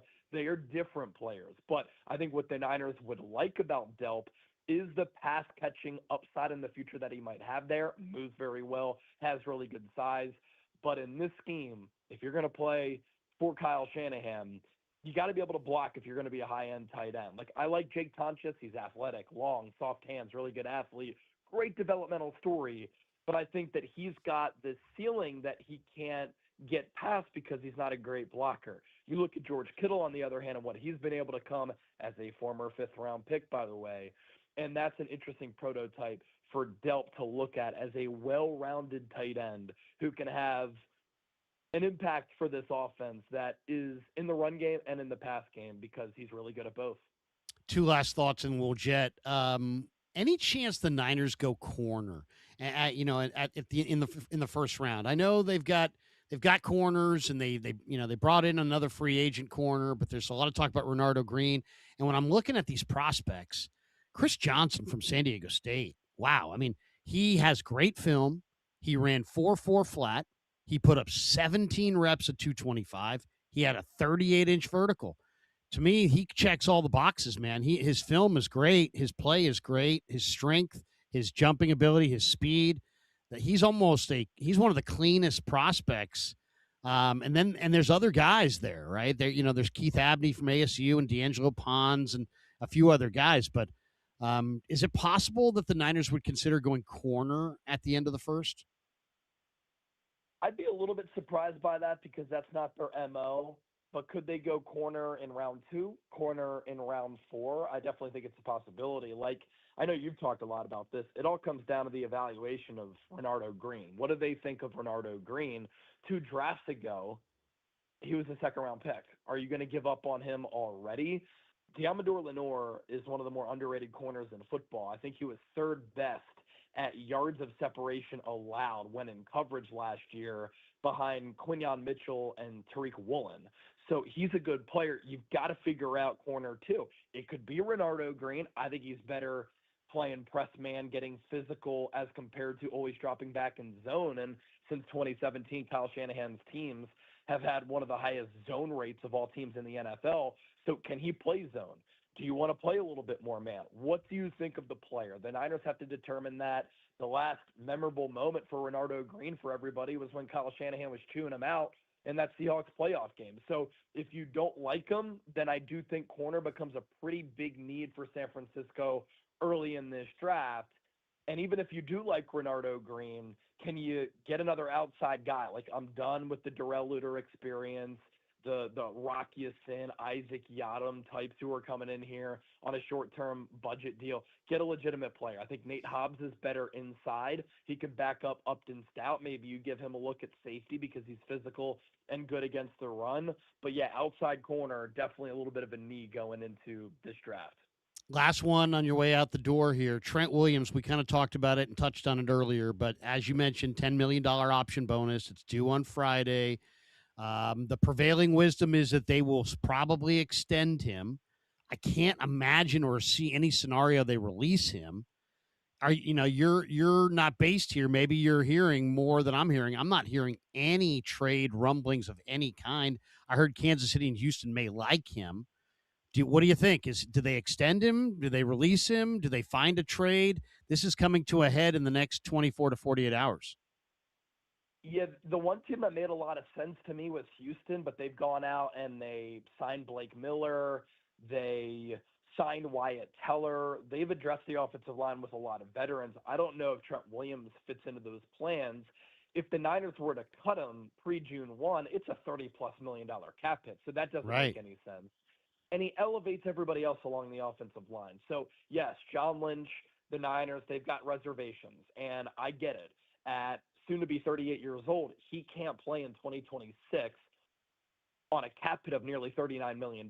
But I think the strategy and the example here do with Trent Williams what the Texans did with Danielle Hunter, who is at the end of the road, still playing elite football, but obviously you're not going to give him a long-term deal. Trent Williams' contract is up after this year. He's got no more guaranteed money, right? So give him a contract for 2027 and guarantee a lot of the money this year, next year. He's going to be playing at a high level, I would imagine, barring some catastrophic injury. You just can't afford to lose a player like that this late in the process without having a backup plan in place. And then if you do draft a tackle, you'd have to be scurrying around hoping that that player can fulfill the shoes of Trent Williams. Draft one now, let him develop under Trent Williams, pay Trent Williams. Maybe that player can play guard like a Caden Proctor playing guard or a Blake Miller playing guard. And I think that's a solid plan for the Niners. Chase, good stuff, man. Everybody should check him out. Chat Sports, they do an amazing job of covering the Niners, the Eagles. Chase is putting out videos and content and live streams, all kinds of stuff, watch parties. Keep it rolling, man. Always great to hear you on KNBR. Oh, it's good to chop it up with you. Thanks for having me.